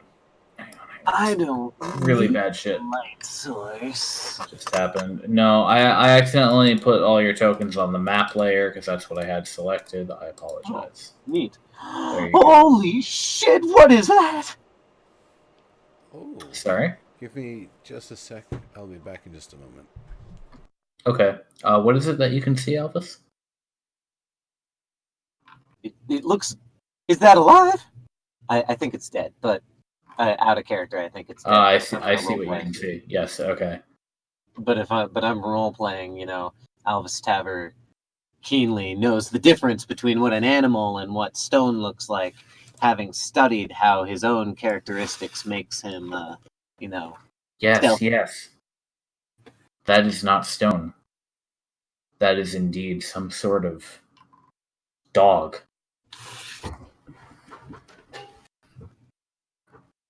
Albus knows what dogs are, right? Yeah, absolutely. The fops would have dogs, right? Like poodles? Yeah. Yeah, he's seen traders and stuff like that. He's probably even seen a big mastiff. I mean, oh yeah, some of the expeditionists have dogs anyway. Okay, so you both find your way to a stream that approaches where this building is located, and you follow it to the edge of the building, and over the other side of the building, you can sort of see it as you're approaching, is extending out to the horizon, apparently a sea. The bay has certainly gotten bigger. There are, for example, seagulls here. And you notice if you investigate the stream itself, that the stream, when it reaches the water, does not really go in like down into the water. It actually goes up. Like, have you ever in Roller Coaster Tycoon made a flume ride that like goes like just a fucking crazy roller coaster sort of build out of it? I have no idea what you're talking. Have you not played Roller Coaster Tycoon? Never. All right, I'll tell your dad, and we'll fix that later. I played one called Roller Coaster from way back, even before Roller Coaster Tycoon. But Roller what? Just called Roller Coaster for like DOS or Windows 3 or something like that. Oh, this is sad. Okay, but so no, I've played Roller Coaster Tycoon a little bit. Okay. So yeah, imagine that you have then with less pop culture references a twisting, turning river that doesn't require dirt to flow through, and instead just flows through air without even caring about it. Oh, so it's like that one painting with the stairs. I guess it's not like looping on itself. No. But it is going without being supported. It is above the water line. Now you are a little ways away from it, but you can sort of see that as you're approaching this location. It's like lifting up and twisting and turning, even looping around on itself and continuing. You can see that from afar. Neat.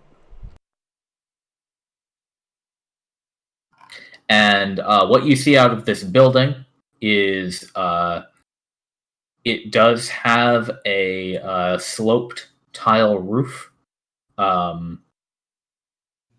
You don't see any doors to speak of, but you do see a lot of open holes in the walls and rubble surrounding those places. Dude, don't move too fast. It won't see you, Nimbus. Down there, to the south. Something's not stone.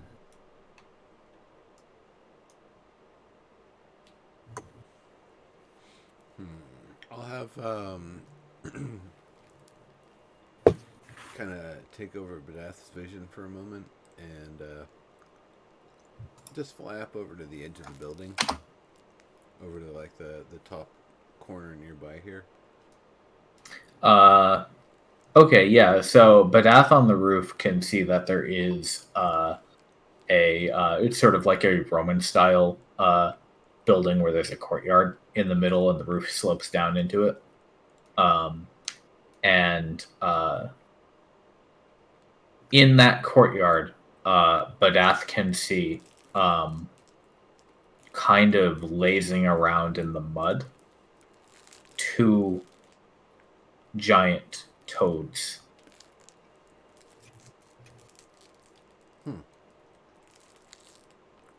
Giant toads, huh? Yes. On the other side of the building, Badath being high enough can also see that it looks like the building has crumbled where the water line begins.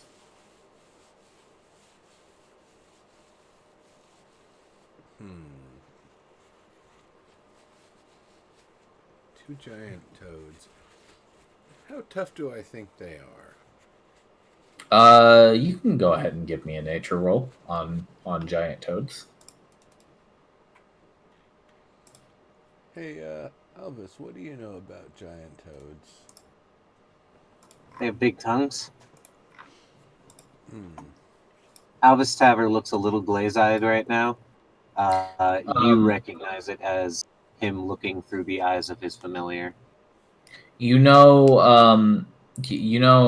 Frogs can get big, and there are many sizes of frog. You don't know if these are possibly your traditional giant toad or possibly a redshifted normal toad, or a pair of them. What? Keen sees lying on its side, halfway kind of like slumped over the edge of this, what turns out to be a sheer cliff halfway through this room, the corpse of a crocodile that it looks like it's been rotting for a few days, probably. There's a big dead crocodile over yonder. Can I move Badath around to actually see inside of there? Yes. Well, Badath, so the roof you notice is pretty intact, but do you want Badath to go inside? Not inside. Like, I'm still just kind of looking from the top. Okay, so the roof is it an actual interior, or you said the roof is? The roof is intact. Okay. In most locations. So really, Badath is going to get the outside. He would get above the courtyard if you fly him over there, and if you'd like to fly him over the cliff, he'd get over here. I think I know what you mean by giant toads, but no, I have never seen something. Is that another, or is that the dead one that you were talking about? No, that was a crocodile. The giant toad that I see out of the side of my eye is over here. Oh, I see. Oh, you see where Keen is now, where? Yeah.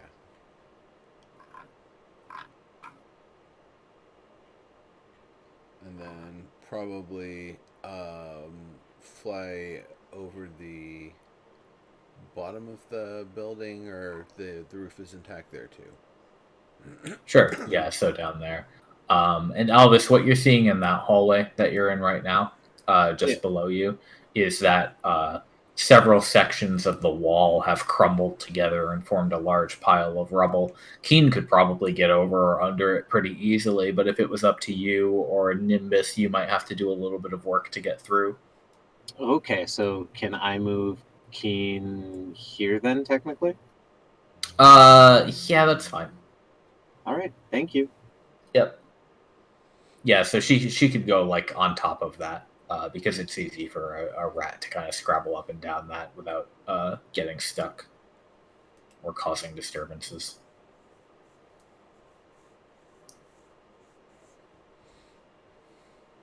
I think I see another toad.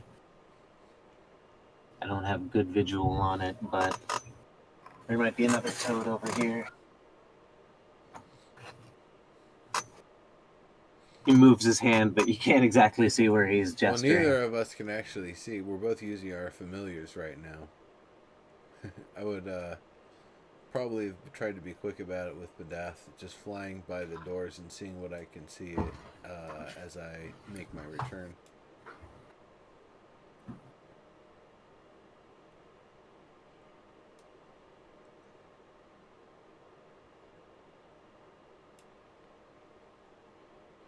So there's definitely a lot of stuff in there.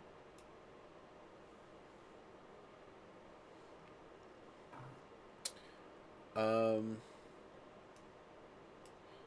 wait for Alvis Never to start communicating again. Sure. Yep. I've recovered Keen. After a little while.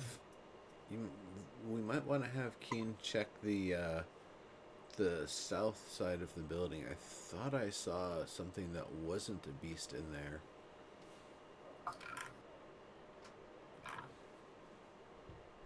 I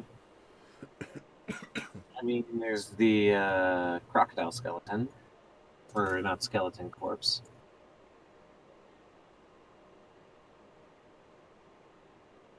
And then over in this room where I was climbing on the rubble before, Keen is cautious about it, but that toad is dead, isn't it? You spy a giant toad. You can recognize the head and like torso of the toad, but the essentially everything from the shoulders down has basically exploded into a mushy pulp at some point, which the toad's head is now lying in this gross puddle. That is disgusting. But I can tell you that the south side of the building seems relatively in check. We could actually move down there if we wanted to infiltrate. Keen can climb up the rubble, so she does. Yeah. What are those that brown stuff there? Keen spies some stairs leading to a subterranean level. And there are some stairs. We can actually access this without bothering the toads, unless they are. Oh, and I should note that Badath noticed on the cliffside that there were passageways that looked like chambers, sort of carved out of the cliffside, as though the whole building had slipped off into the ocean, and what was left of it was a set of open hallways with the walls blocked off by cutting off different sections of the cliff. Oh, if that's the case, I probably would have had Badath's kind of fly down for a moment and just kind of look through all of those real fast.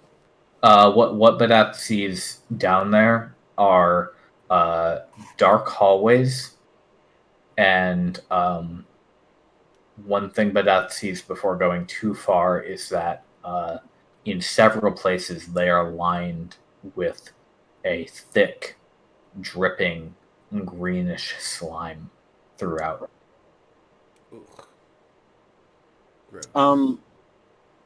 Looking through Keen's vision, does that toad's tongue seem intact? Yeah. That has a big sticky pad on it, doesn't it? I guess so. I don't know how organic that is. Or like how like it does it need to be alive to remain functional? I actually don't know. Damn, that'd be interesting though. Were those the tunnels, by the way, that Badath was exploring? Were those the ones that these stairs lead to? It seems like it goes to the same like level of basement. Okay. Are you gonna have Keen go check down there real quick? Yeah, let's do that a little quickly. Until Okay. she gets far away, and then she'll go back. Or unless she has to touch slime away. My slimy rodent won't touch anything slimy.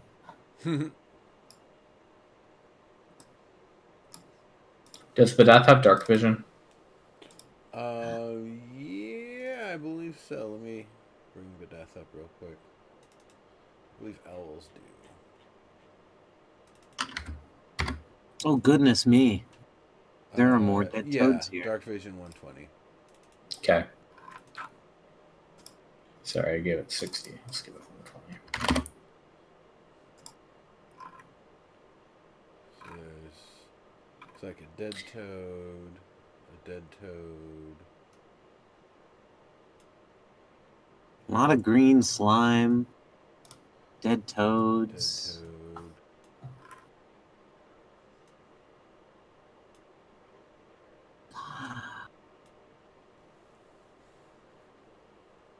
A lot of slime here. Probably have the death come back up at this point. Okay.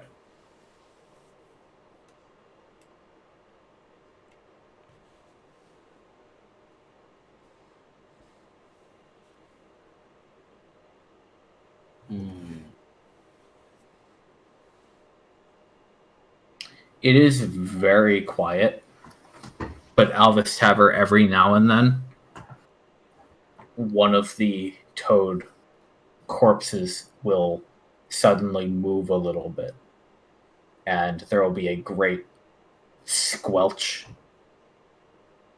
and then it will stop, and you're pretty sure that's like most likely the gases of decomposition just roiling in there. I don't like the look of that ooze. Keen comes back. While Badath was out on the water side of things, the cliffside, out in the distance, was it water as far as the eye can see, or did it look like... Okay. North and south, the water line is much the same as it is here, although you don't see any more structures.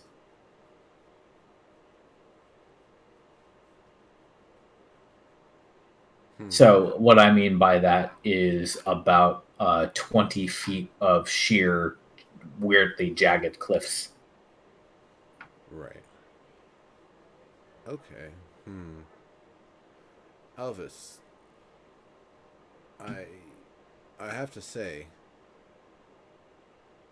I would rather return here with 2 more hands available if we're going to contend with whatever threats may be inside. As there's maybe some blast vials.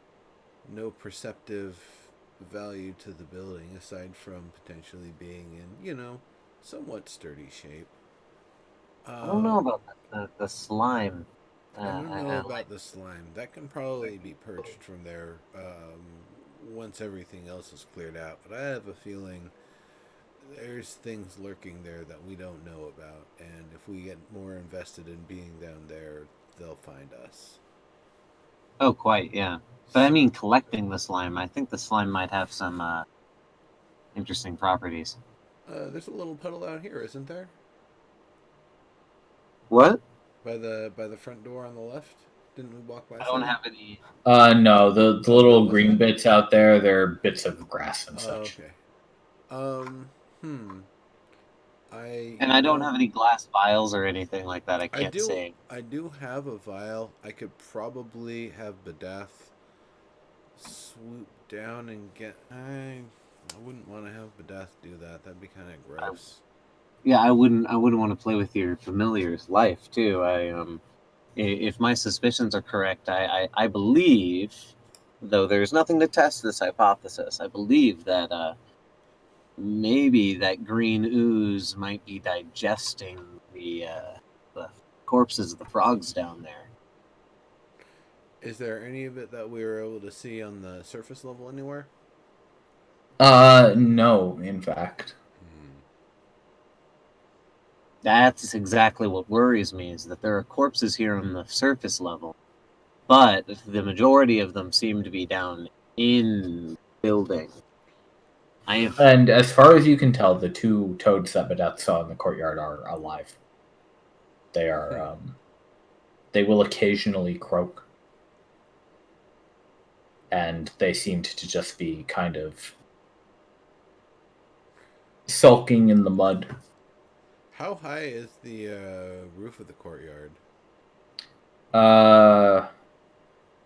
The roof overall is 10 to 15, I suppose. Oh, so they're just hanging out there. They could easily jump and leave. They're giant toads. Yeah. Okay. So it's not like they're stuck. If we try to go over the top. I mean, plus, like most of the doorways and stuff are wide enough for them to squeeze through anyway, if they really wanted. True. So they could probably walk out. Fair enough. Well, I think we marked this one on the map, and we should probably continue tracing the coastline. What do you say? Now that we know that we're here. Yep. Okay. Put a little red mark with a special amount of red ink. I'm like, you can only use a little bit of this. You know, Roll technically 20. poisonous. Stop revealing the map. Thank you, Roll20. Technically, this ink is poisonous. Don't put this in your food. This one, though, this one smells and tastes sweet. Probably poisonous, too. So, we have a two-way split here. We can either go south and see how far it goes down to the coast, or, since we probably expect we know approximately where it goes down to the coast, plus or minus this apparent erosion, maybe we should go up north around the water line and see if we can find that port, if it and its land manage to be preserved, or if it's just some... That's exactly what I was... That's exactly what I was thinking. Well then, is to go. I suppose we've probably been there for 30 minutes to an hour at this point. Yeah. You're honestly fine. I would give you your full day of travel time at this point. You've hardly spent any time at all. Okay. Well then, at that point, we would get some steeds going and continue up along, trying to keep an eye on the shoreline here. Yep, and as long as you're in the swamp, you're going to be going at the standard difficulty, or rough terrain, basically. Okay. So rip one. Move the first one. Yep, that one's free. And then let me just, so this is going to be a little tricky to make sure we're giving you the correct amount of ocean, but you said you wanted to go along the coastline, yes? Yeah. Okay. So I suppose there's enough of a gap between this tile and the next one that we would have to go straight up one first. Not really. No? It's a coastline. Yeah. Okay. So then we'll go this one and we'll do the encounter check. Okay. You're all safe in the midday. Excellent. All right. Then we would move on to the next one.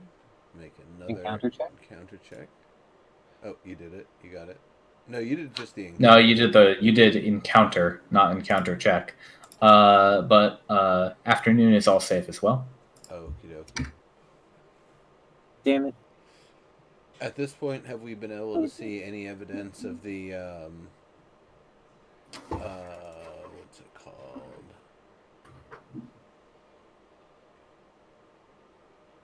I keep closing the map.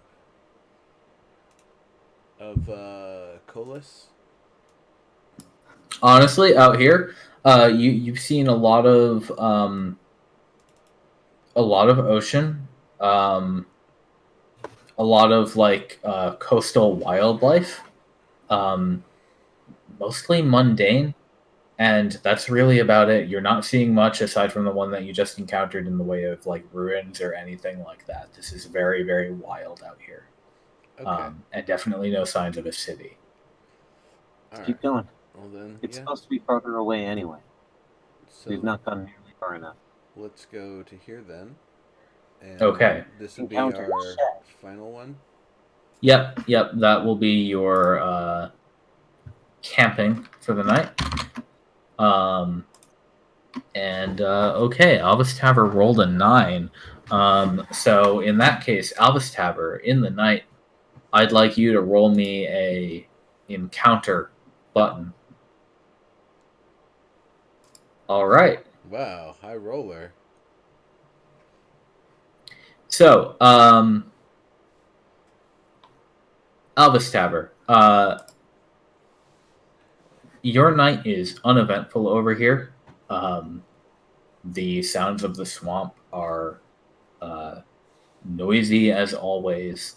Dawn eventually breaks, and you get ready to pack up your camp. Both of you, please spend a ration as well, by the way. Same for yesterday if you didn't. And we're on day 3 now. That was day 2. Today's day 3. Okay. Yeah. Any recognizable edible berries in the swamp? Just while I'm packing up. I guess because I just woke up or something, or yeah. Actually, if you're going to go looking for like breakfast, go ahead and roll me a perception check. Yes. No. Oh, all right. Found some chewing twigs. Okay. Oh no. So let's make this a good color background. There we go. Let's get Albus Tabber over here. Did you bring Keen with you? Of course. And my mage hand too. Yep. Retzing as always. So you do find. So I'm going to put you up here. I'm going to put Nimbus down here. If Nimbus would get on the... Thank you.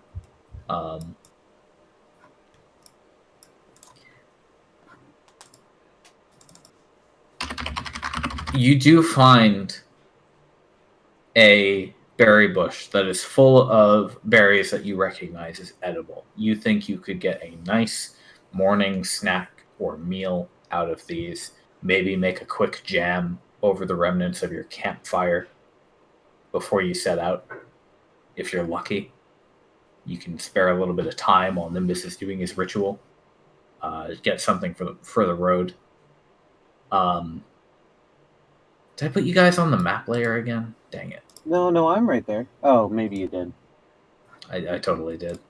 It's because I'm just working on the tiles as you guys are moving. Right. What you did not notice, very much so, was a layering in the muck just a few feet from you. Come on now, roll 20. You can do it. No,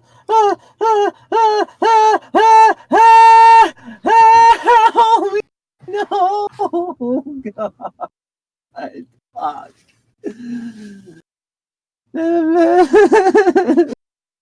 This is not okay. I did not invite Zontan here. Oh. You are both surprised. Please roll initiative.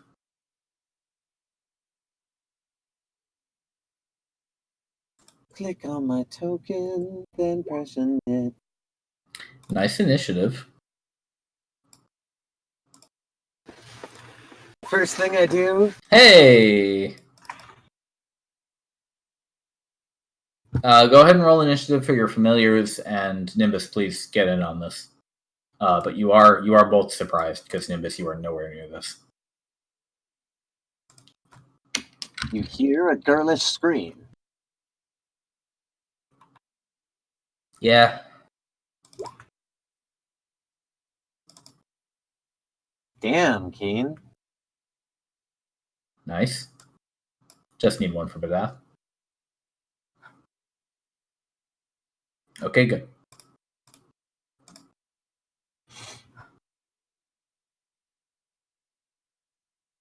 Lucky boys. Okay, so we go through the surprise round, and we go through your guys being surprised. And at this moment, Alvis Taver, you hear a loud schlorp behind you and the sound of rushing air. Oh, that has a reach of 20 feet. Okay, got it. Didn't even have to move. Something behind you. Huh.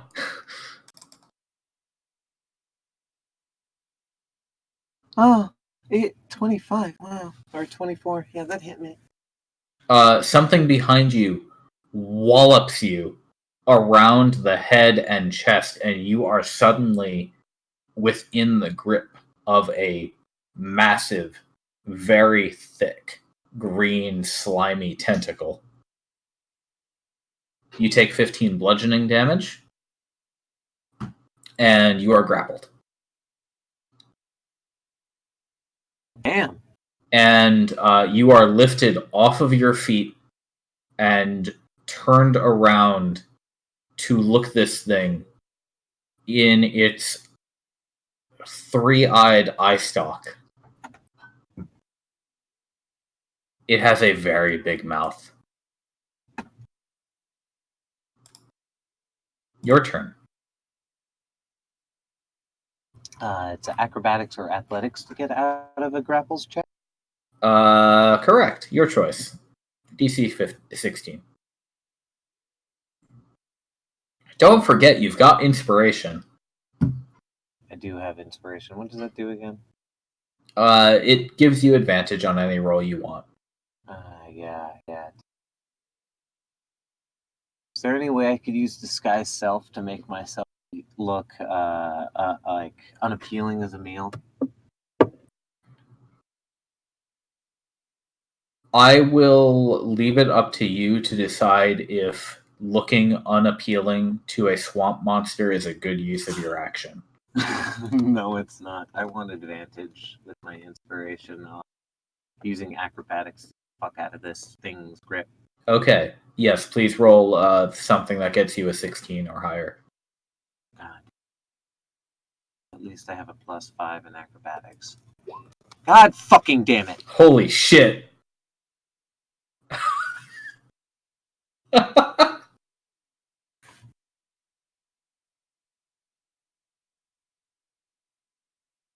Great. I rolled a 1 and a 2. So yeah, you did. You are unable to break free. You do have a bonus action. Do have a bonus action. Absolutely do.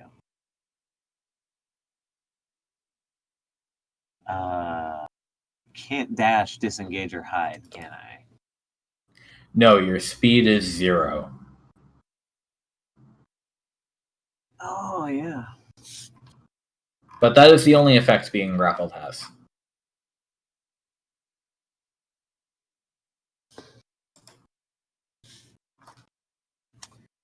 I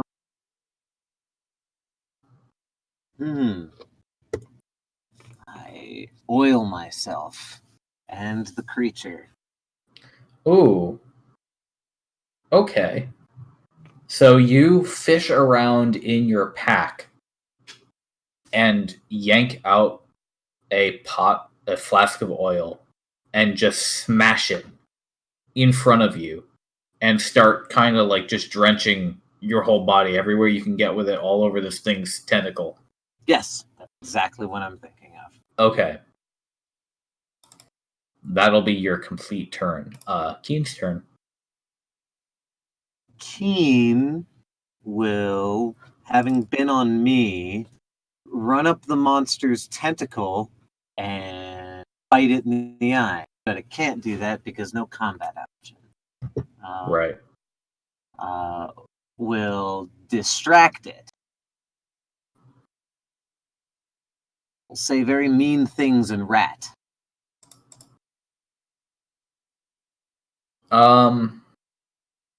Okay. Got it. Chit chat chitter chit. I guess can you have her make a performance check? Or maybe intimidation if you prefer. Don't think it matters for a mouse. It's a rat, thank you very much. Yeah. Performance. That's all charisma, isn't it? Yeah, it is. Gross. I have a -3 to my...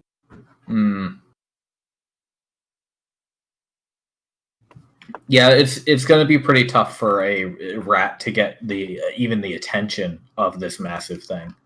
But hey, Badath has a turn. So I think at this point, Albus Tavris screamed loudly enough that Nimbus has probably noticed the commotion.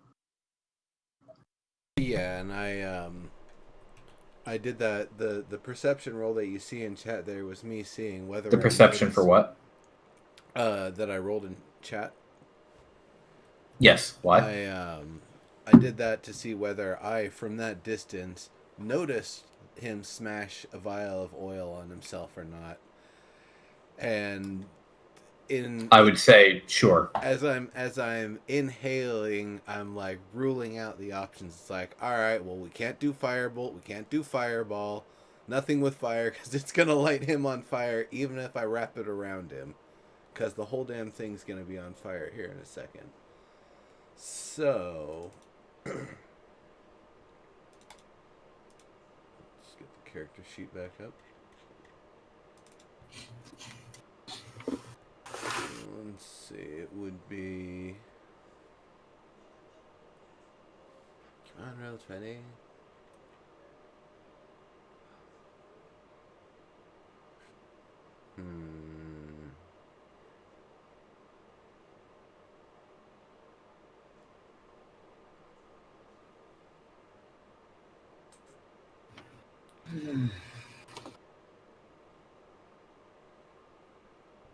So I would probably have Badath fly to... let's see...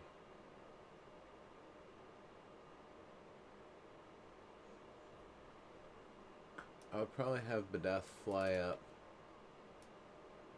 1, 2, 3, 4, 5, 6, 7, 8, 9, 10, 11, 12 at about 50 feet. Use a bird dash actually, and we'll go another about 60 here, about 50 feet in the air.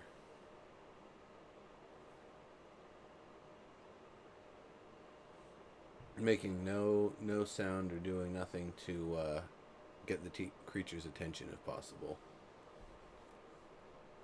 And Nimbus, being able to extend range touch to a familiar. 1, 2, 3. I would imagine I'm really not carrying hardly anything except maybe some of my basic, like, you know, wizardly stuff that I wouldn't put down my pouches and stuff. And we will say at this point that you had just about finished loading up whatever tents and such needed to be loaded up onto your steeds. Okay. So then 4, 5, I believe that's... So we'll call them just off screen. Yeah. And then from here, as a bonus action, I'm going to cast Dragon's Breath on Badath with let's see,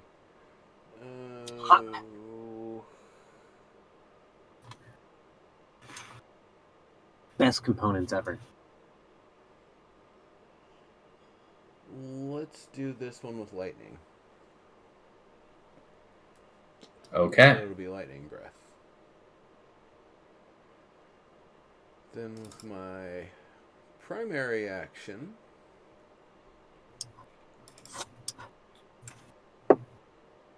I'm going to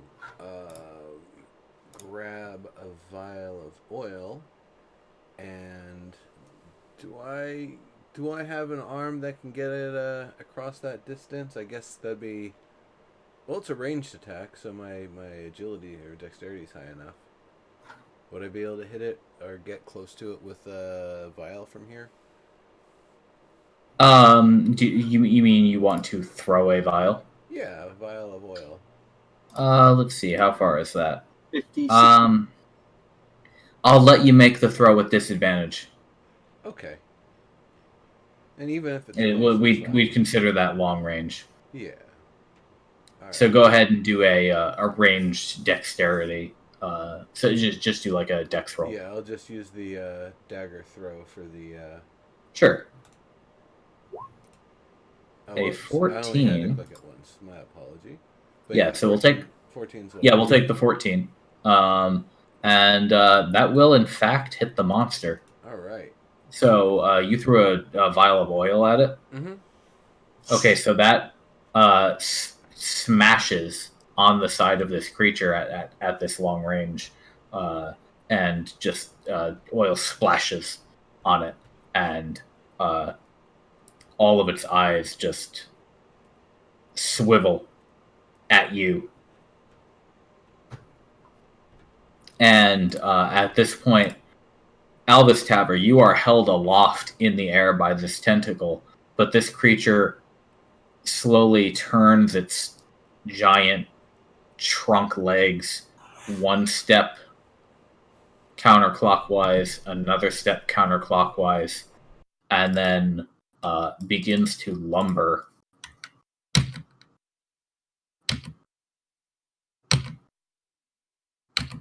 Keem's not moving. You're moving, Albus.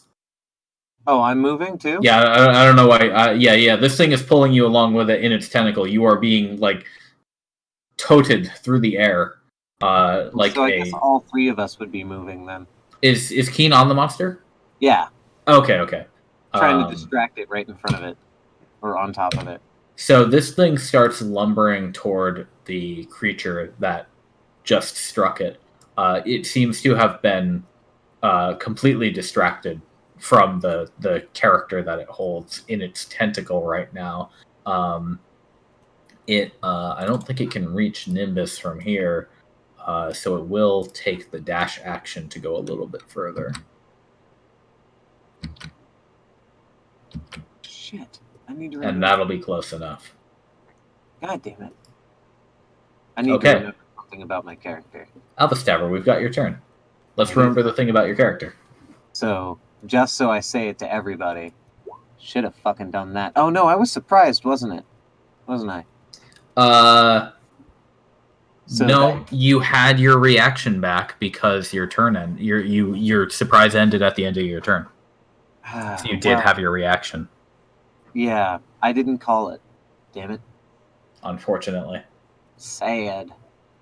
But hey, now you can have the other 15 damage when it happens. Great. Wonderful.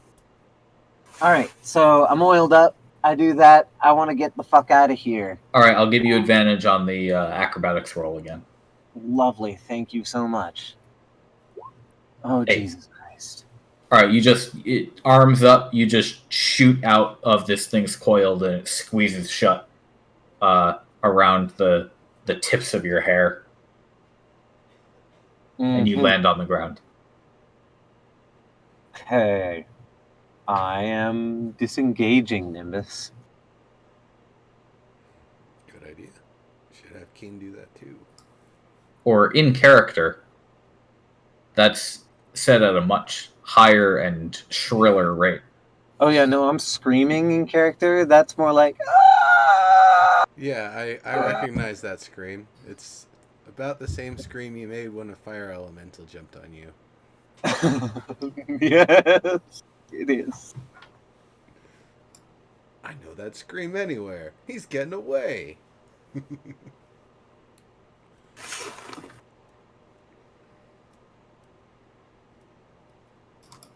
That's my turn.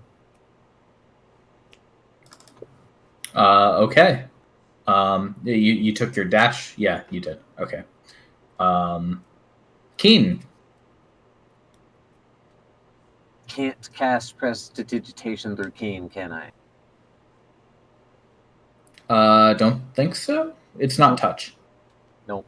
I don't have a touch spell. That is something that I'm going to need to change. Yep. So, Keen jumps off, runs away. 5, 10, 15, 20. I think that was it. 40 if it's dashing, right? Yeah. Yep. There we go. Here. That's a stack. All right. Badath. All right. Badath will come in. As close, let's see. I resolved that, was it 50 feet? Yes. Okay, so then I need to be within... let's see.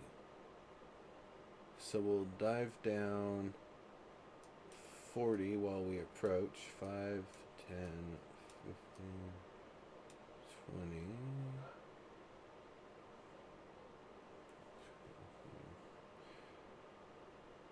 So we'll have 20 feet to move after this because we're going to do a dragon's breath. Okie dokie. So let me roll it. Yeah, go. Oh, yeah. Okay, so this thing has to do a dex save, so let's have that. Yeah, we'll see that damage. Okay, so that's going to be 12. Nope. Big fail. Nice. Okay. So You're seems gonna like pick fire, right? Since there's like 2 things of oil on it. Well, that was lightning damage. What was the element? That was lightning damage? Oh. Yeah. Okay. Well, convenient.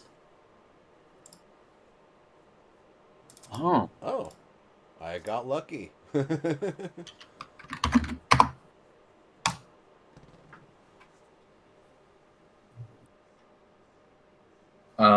Okay, so yeah, this thing kind of rattles as it takes the damage, and it kind of looks around befuddled.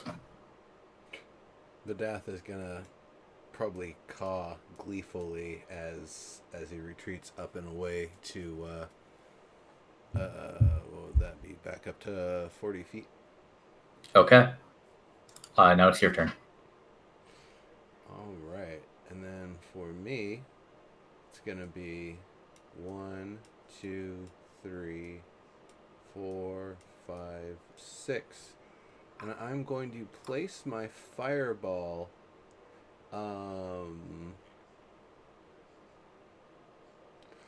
With using my 150 feet,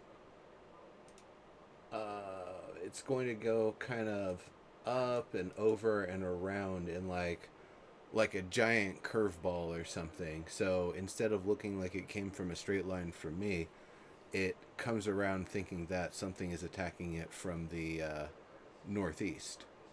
Got it. Okay. So that'll be another dex save. Does not make that one. And takes a fireball to the face. Nice. I like hearing that. This thing appears almost unscathed by the things that you are doing to it. It is a very large, very beefy creature. However, Nimbus, can you go ahead and just give me a quick deception roll for that? Sure. All right, that's good. So this beast is going to go charging in that direction. All right. For its turn. And it is essentially head down, barreling in one direction, going that way as fast as it possibly can. All right. Weren't there 2 smaller explosions on it too because of the oil?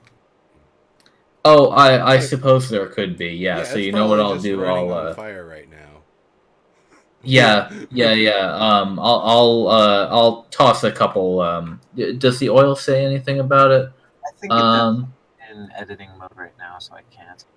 Takes an additional 5 fire damage from the burning oil. Yeah. Okay. So it would be taking an additional 10 in that case. Cool. That's fun. Yeah. And for 2 rounds too. And now, Alvis Tabber, it's your turn. It's left the area of our camp. I would probably, if I can see Alvis, I'd probably be like waving for him to come back over. I look over at the berries. Are they still there? Are they worth it? You had pocketed a couple of handfuls of them before you got tentacled. Oh, lovely. At least I got breakfast.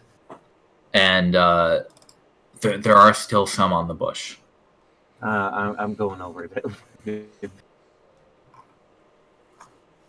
I'm not tempting that fate.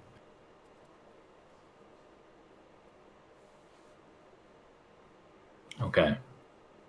And Nimbus, what are you doing on your turn? I'm gonna kind of slowly walk over towards Albus, and once he's kind of in range where I don't have to shout, saying, "All right, it's gone for now. Let's just pack up. I'll do the rituals. We'll get the hell out of here before it comes back. We can go a little ways away first." Yeah, and that thing you hear it running, roaring like an elephant off a ways, and you're able to cut away and get out of whatever territory it thinks it has relatively quickly. All right. Okay, so I apologize for cutting it short, but I am pretty exhausted tonight, guys. Okay, it's not a problem. a little bit past midnight here. Mm. Yeah, so I think we'll say 3 days out in the Redshift zone. I may give you guys a couple of extra tiles on the map just to account for how far you've gone, and then have you go back to Orvis. So allow me to give you your feedback and payment and everything for this quest sometime tomorrow or over the weekend. I'll just pop that in the chat for you guys, and yeah, we'll meet again next time. Sounds good. This was a fun session. We're starting to make a little bit further progress ranging, which is something I know we had talked about. Like, well, once we've got something set up, we'll just start going a lot further and faster. Yep. Good escape too. Yep. I didn't check it. How many dice did it roll on that 15 damage? Let's see. Where'd that go? Oh, okay. It still rolled. Oh, that's a bit low. 15 damage on 3d8. So, good job, guys. Yeah, like I said, I'll hand you out all that stuff a little bit later. So, next time, hopefully we'll have a big old stack of quests to do again. Yeah, and maybe a bigger team to take care of that decrepit building, because it is of interest. I feel like there's something there, but I don't think I want to get the two of us tangled up, considering you got, half your health lost in one hit there? Quite, and it was a low hit, too. Yeah, it's not good. So no. Yeah. Big baddie. We'll bring some tougher folks next time. All right. Good game, guys. Cool. See you next time. Yeah, good night. GG. Thank you. Peace. Nice playing. Thank you, man. And the stream will be up on YouTube, soon.